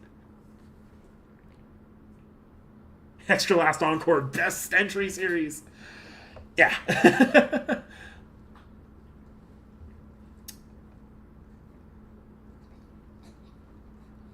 Well, Nasu, yeah, obviously the anime is secondary. Nasu is a visual novel and an author first. When you're talking the anime franchise, you're talking more in terms of when you're adapting for a medium. You do still want to make sure adaptationally it works as its own thing. Whether or not it's the most faithful thing, that just comes down to how adaptable the original... Sorry, I had to check on something. How adaptable the original work was to begin with. So like something like Hollow Ataraxia, for example, I don't see any world in where we get a faithful Hollow Ataraxia adaptation. But if they feel like the story's worth telling, they're going to have to really rework that storyline. And if it ends up just feeling like a trailer to play Hollow Ataraxia, it has failed as an adaptation. This is why something like the Camelot movies kind of fail as an adaptation.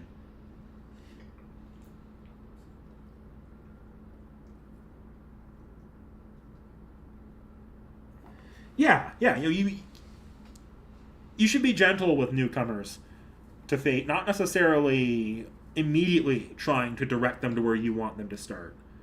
Let them start wherever their interest takes them, unless they specifically ask you or you specifically set out to introduce them to the franchise.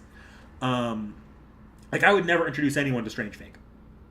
I just wouldn't, for the same reasons that it blew up as being a bad entry point.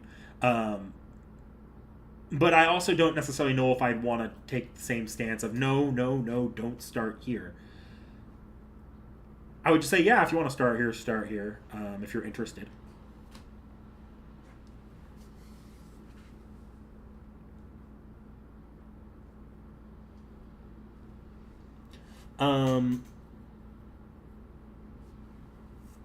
Look, I actually think Heaven's Feel does work on its own if you don't know the original story. You just have to know the original Stay Night adaptations. It's hard to watch Heaven's Feel, the films, on their own without having watched, say, Dean Stay Night and UBW.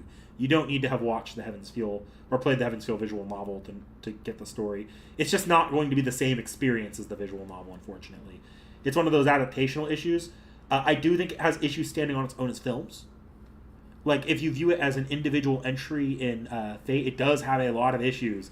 Not necessarily being able to stand on its own just as a film franchise, but as just an entry in the Fate anime bubble, it's fine.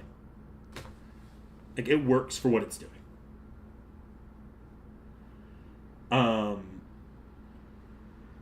But let's see here.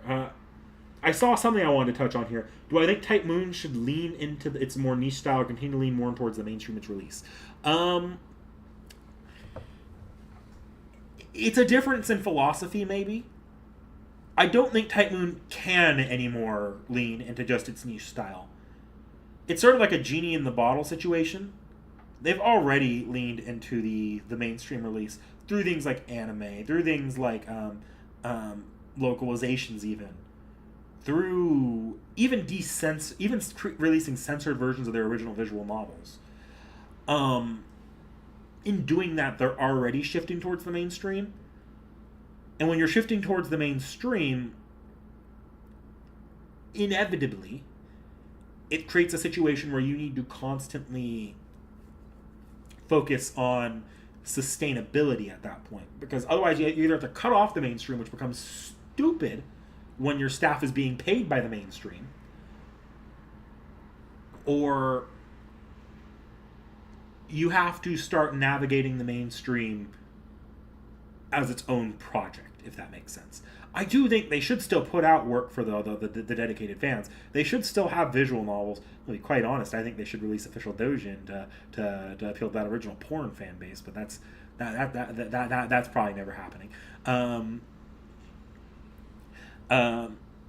They should still embrace their niche elements, which is why I have such a distaste for that interview Nasu did after Mihoyo's remaster got released, where he was like, I don't know if the future of Mihoyo is visual novels. It's that puts a bad taste in my mouth. That's where I'm like, no, you don't need to sanitize this work and release it in anime format or light novel format to appeal more to the mainstream. That's where things get kind of fucked up. They should still embrace their roots for something like that. But this idea that but when you're talking about the anime bubble, but that means that they have to, for the mainstream now, they have to treat the mainstream as its own bubble. The anime bubble in particular is what they need to cultivate properly as its own bubble. And I don't necessarily know if they've done a good job at doing that necessarily. Not in a long time.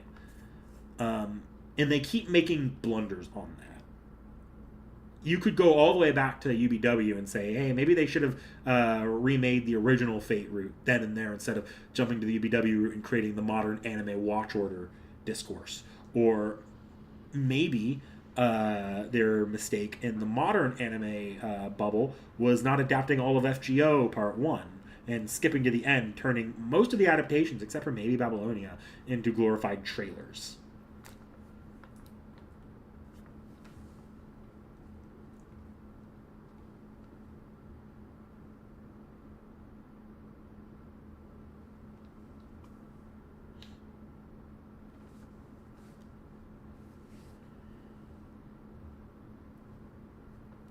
Yeah. That blog post was like that's where things were taken too far for me. Was that blog post statement about Mihoyo's future parts being non-visual novel?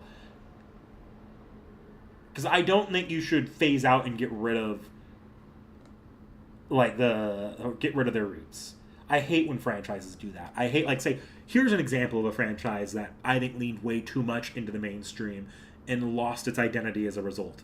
Final Fantasy.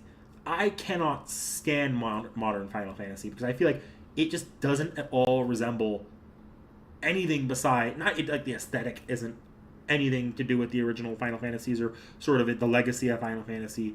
The storylines aren't actually connected, which is fair. They've never been connected, but that means that you can't lean on the story writing as the bridging gap. The gameplay is not classic JRPG at all, so can't go there. What you're left with there is, all that they're trying to appeal to is this idea of very cinematic, pretty game, and that leaned too much into the mainstream, in my opinion, as they moved into just trying to make the most mainstream game possible, and they've lost their identity as a JRPG franchise. That's an example of a franchise that's lost its identity by leaning too far into the mainstream. I think there's other ways. Like, Type Moon doesn't have to do that. They don't have to make Mihoyo a light novel or make Mihoyo an anime series. They can do visual novels.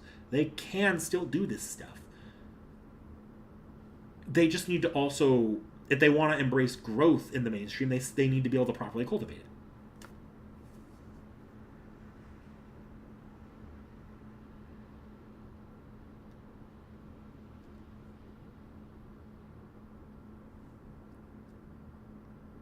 it. yeah. I think the Tsukihime remake situation pissed Nasu off. Like, that's actually pretty pretty freaking evident. I have a feeling they'll probably make good again because it's hard to see a world in which they don't rebridge that gap. I don't think Sony is forever going to go down this road, especially as they start needing to court developers more. When you have things like the Steam machine coming along, they absolutely need to be courting developers to maintain their market share. But yeah, no, I can absolutely see Nasu having a bit of a reality check when when the English book of Tsukihime got censored from Sony of all people. It wasn't even Nintendo; it was Sony.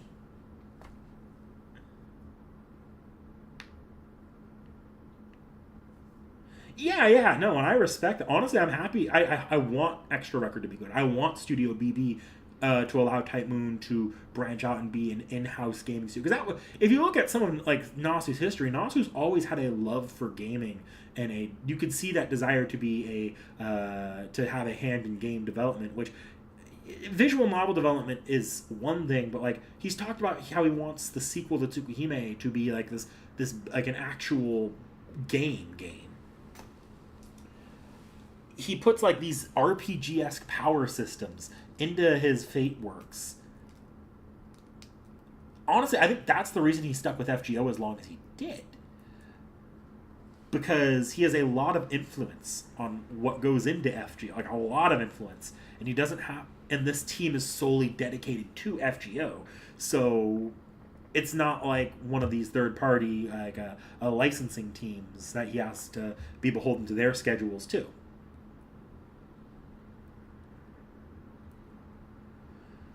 So yeah, I absolutely love that for Nasu that he has Studio BB getting going, and I hope that they have a future. Like I hope Extra Record comes out as a big hit.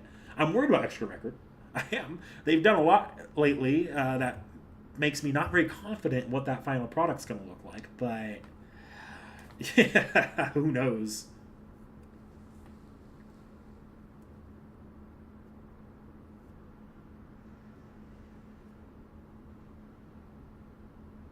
Yes, Flame. I actually 100% agree with you there. I do want Nasu and Type Moon to embrace visual novels more than they have in the last decade. Even if it's not Nasu making them, I want Type Moon, if they're going to expand their visual novel division, I want them to let other like girls work back when it was a thing and it was planned to be a visual novel. That was awesome to have another author do a Type Moon visual novel. They should be doing that. They should be finding these authors in their wide author net that they've started casting and bring them in to do visual novels because that's what they're known for. That's what their bread and butter is. They have people on staff who can act in supportive roles that can do good things for these visual novels.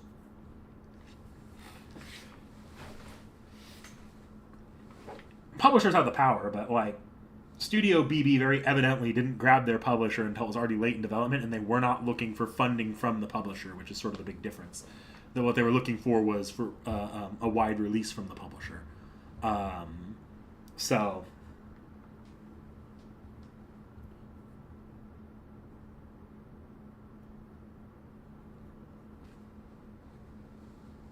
yeah, I do think Nasu does ultimately have to play a little bit nice with Sony though, because Sony does run FGO at the end of the day. But I do want to see a world where Nasu has more creative control over his projects, and more like where he can have like have the infrastructure around him to make his visions the way he wants to make them. Bamco, yeah, they're greedy bastards, but I don't think they're not directly developing Extra Record, and they haven't had a hand in Extra Record's development very highly. This definitely just seems to be the publishing wing of Bamco, in the same way that, say, what was it? It was like there's a few games that have been published through major devs that weren't really developed by them, but they just needed a wide release because someone needs to print the discs. Someone needs to have the licenses to release the games on the digital stores. Oh yeah, there are two different branches at least, but they do have Sony does have crossover between its branches. That's why Spider-Man is exclusive to Sony right now.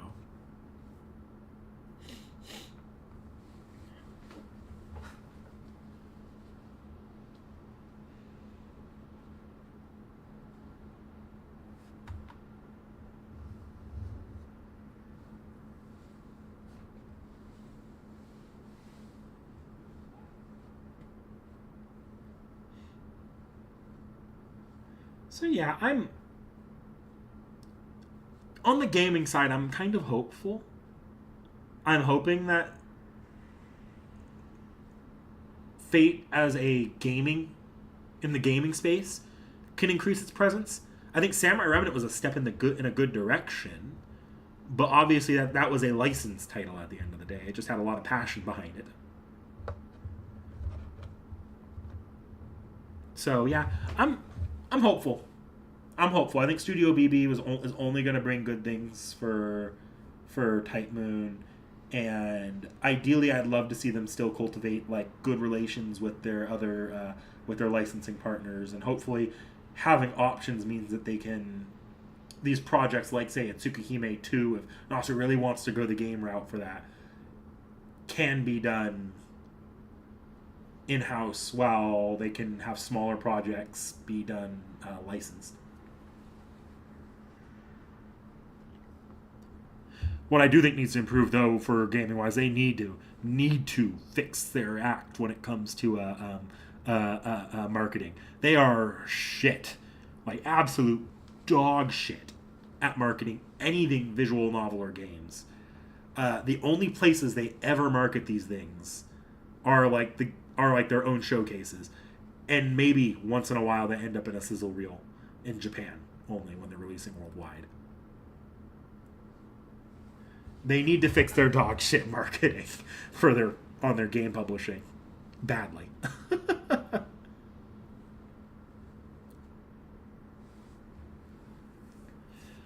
So yeah, that's about where I stand with all the Type Moon stuff in the chatter lately. This has been a very knick-knack stream. I don't think you would typically get a lot of this chatter outside of little prods to see to gauge Seki's thoughts on the ideas with Seki around.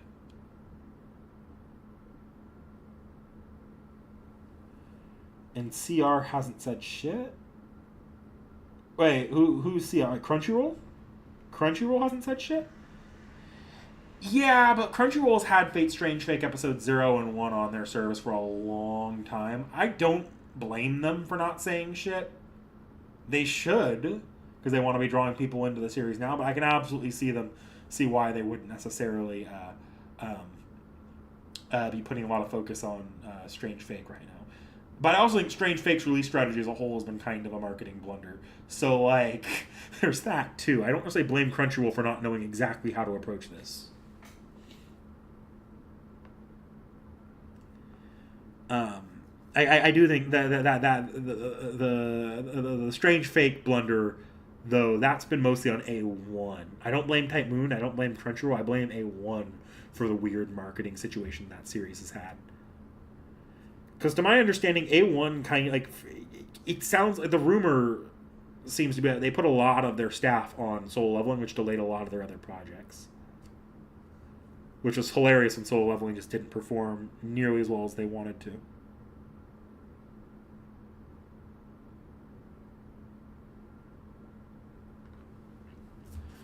Tacos, I just got something from you. Give me a second. I'm going to take a look at that. Oh, the Fate Zero novels? Yeah, I've known that they've been translated, and I would love to have to do them in an off-the-shelf, too. Unlike, say, the Garden of Sinners books, I actually might do them an off-the-shelf before review and analysis, because the review and analysis, I almost just because I'm a fan that started the series with Fate Zero and have seen a lot of the discourse that goes around on it, I do kind of want to go to go through that discourse and really solidify my thoughts on a lot of it, where I'm a little bit more fuzzy and a little bit more fence sitting right now. And really take a stance on some of the because I've looked at that cringy dialogue. I do need to know for sure whether or not that stuff is actually um, an intentional thematic bit that was lost in adaptation, or if it was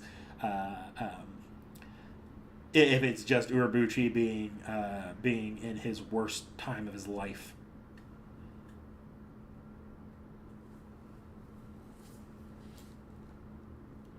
But what element would you like to see explored in the Gnostiverse? The church. I think the church is woefully underexplored in the Gnostiverse. For how much lore they've been putting into it in the Tsukihime remake, and how involved, like how they're often built up to be the equal of the Mages Association, I feel like compared to the Mages Association, we need a lot more. Like I would love to have an adventure, like a Tsukihime style, like a Tsukihime set world set Adventures of Lord Elmaloy or Case Files of Lord Elmaloy kind of series following a character there, because that would be interesting to see that structure in its own unique corruption and its own internal politics. Yeah, probably.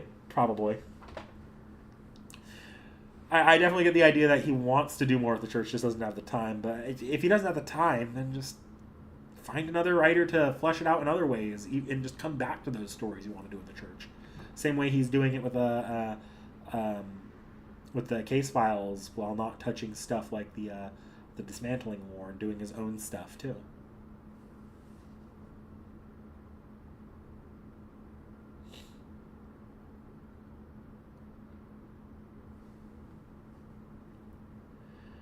I mean, you can't have faction wars, but there is very evidently organizations that don't always see eye to eye there, or people like the elements of the church that are more disposable than others.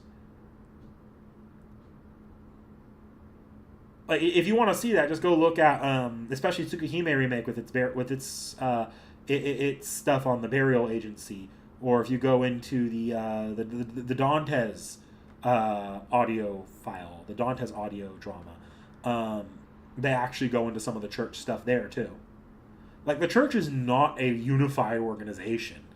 There's not as room to be as open for it to have open like aristocratic factions, mind you, but there's very evidently loyalties in the organization, um, and not everything is kosher there.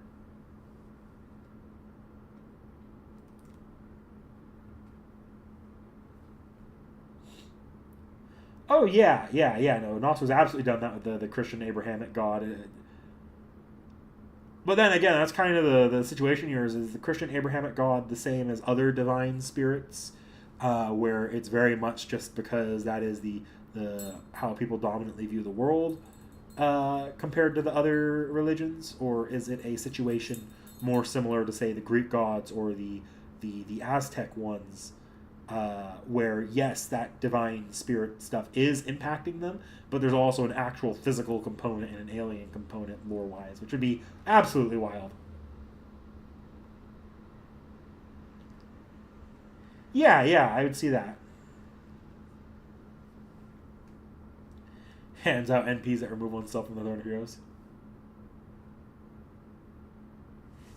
Well, it'd be interesting to see. Nasu's certainly never been particularly kind to the gods. Uh, Often, like, straight out, like, in Babylonia, being like, no, you can never look at a divine spirit and assume that they think the same way that people do. They, a lot of that ends up actually feeling very like these are entities beyond human understanding. Even Zeus, when you see Zeus, even when you have like the big, obviously physical robotic form, his very presence is debilitating. Ibuki does that too. 100%. I do think that there is like Nasu has an idea for the Abrahamic God.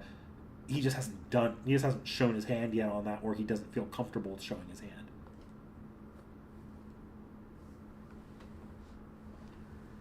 Look, I think there's a lot of rife storytelling potential for the church, and a lot of things that they could do to, like, there's a lot of world building potential there.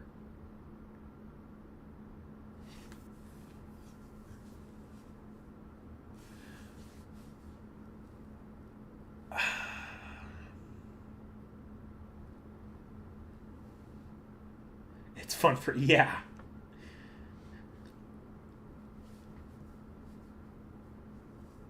So I want to talk about a couple things regarding the channel here. So my review and analysis of Fate Stay Night. At this point, all three parts standalone are out. I am still planning to put out the compiled part with some additional things going over the anime adaptations and my thoughts on those. Not just the Dean Blade Works, which is kind of just a meme edition. But that might be a minute. This jet lag hit me a lot harder than I thought I did, so I'm not gonna have this week to really record those and get into editing it quickly. And January is looking very busy. I think my original goal was to have it done by the end of January. It might be looking more like by February or March. We will see.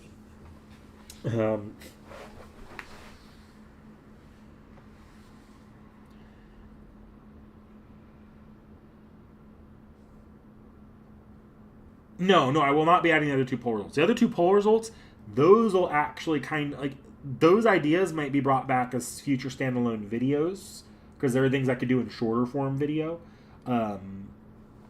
compared to the full review and analysis because there are things I want to go over, but for the because of the Dean Blade Works 1, the expansion to the extended content's all going to be focused on the anime adaptations.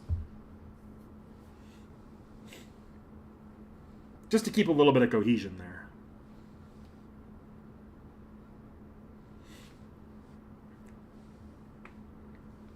Knick-knack talks. Honestly, this is more of a knick-knack talks thing than anything. Those videos would inevitably be a lot more scripted. Those videos would be a lot more scripted, and I'd probably want to pull in like actual examples.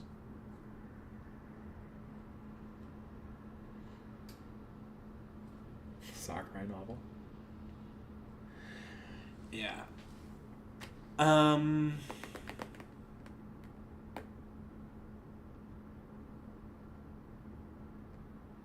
The first and fourth magic. Look, I've kind of come to accept that the magics are going to be addressed when they feel like addressing them. It's like, for me, the magics, there's almost something lost if you unmythologize them by giving them all stories too quickly. I kind of like where we're at on a lot of those, where they're very mythologized and very much like just an unfulfilled part of the world. Obviously, I think they should probably we eventually will get another magic fleshed out, and I assume we're getting a lot of that in Mihoyo and future parts of Mihoyo if they ever do it. But I do kind of like that the magics are kept are kept very hard to understand, hard to follow.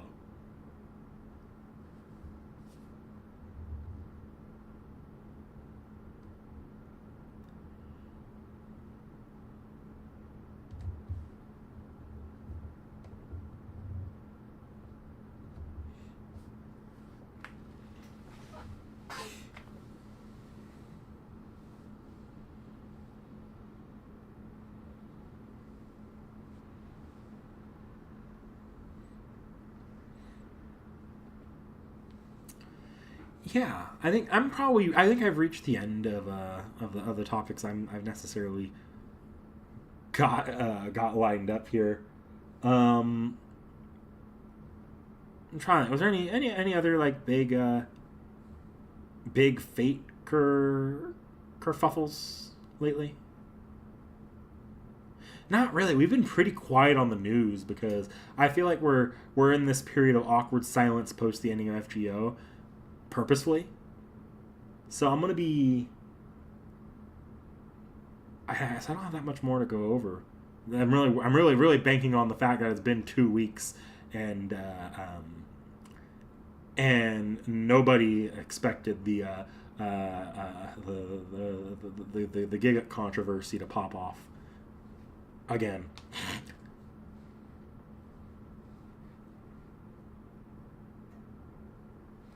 Yeah, we do have live streams planned. I think the next live stream is later this month, right? I assume we're going to get whatever our first event's going to be. Yeah. Part two's ending was the biggest fake kerfuffle, and that's why that was the topic of the stream, the primary topic of the stream. I just found two. I was always intending on talking about the Giga controversy, and C Tactics kind of fell into my lap today because I thought it was an interesting thing that I've always kind of had my finger on the pulse on. Is why does Fate Anime feel like it's been missing in action lately? So yeah. All right. Well, I am gonna get going. You might see me on tomorrow's stream with Anastasia and Seki with Seki. It won't be for the majority of the stream. If I show up, it'll be at the very end because Seki wants me to help her organize her inventory in the game. Really nail down what she can and can't do at this point. Yeah, extra record shadow drop. I'm disappointed we didn't get a new extra record trailer this New Year's, but that's gaming. That's the problem of gaming marketing. But yeah, I'll probably appear on tomorrow's. Or I'm not probably. I might maybe appear on tomorrow's Seki's stream, depending on how long she goes. She wants to go for a really long time, but I can see a world where she cuts off not long before I get there. So you may or may not see me tomorrow. I'll probably be in chat regardless tomorrow because I'm pretty well positioned to be in chat tomorrow. But next week for streams, we're done with Fate for a hot minute. For now, for stream wise. Next week for streams, I want to try Persona 3 Reloads DLC again. Probably starting around 7 like this next week. Again, we'll see how long I go for. Last time that the series got cut off, it's because the capture card just died on me. With that stream, it became unbearable to play. Partially, there was also a matter of I didn't feel like people were that interested, but at the end of the day, I do want to play it, and I don't really have much better I could be playing right now in the meantime.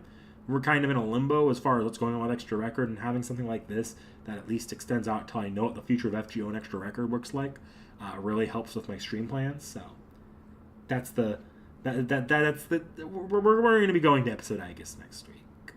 We'll go to episode I guess next week, and we'll see how that goes.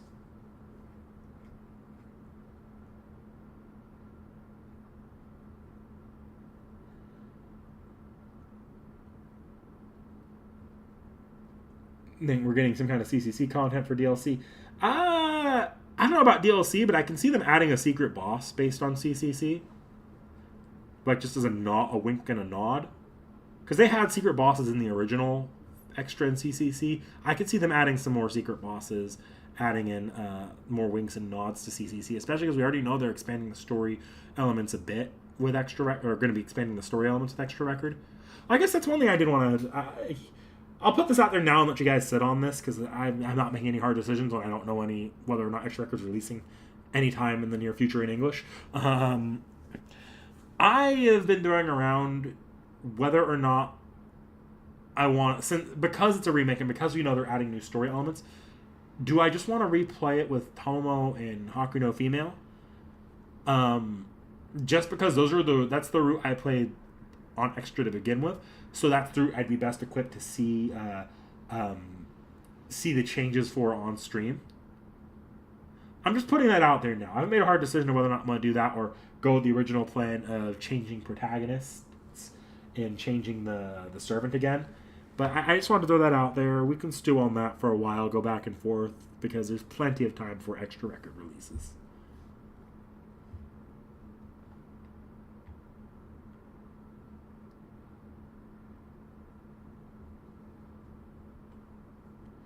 Alright, guys.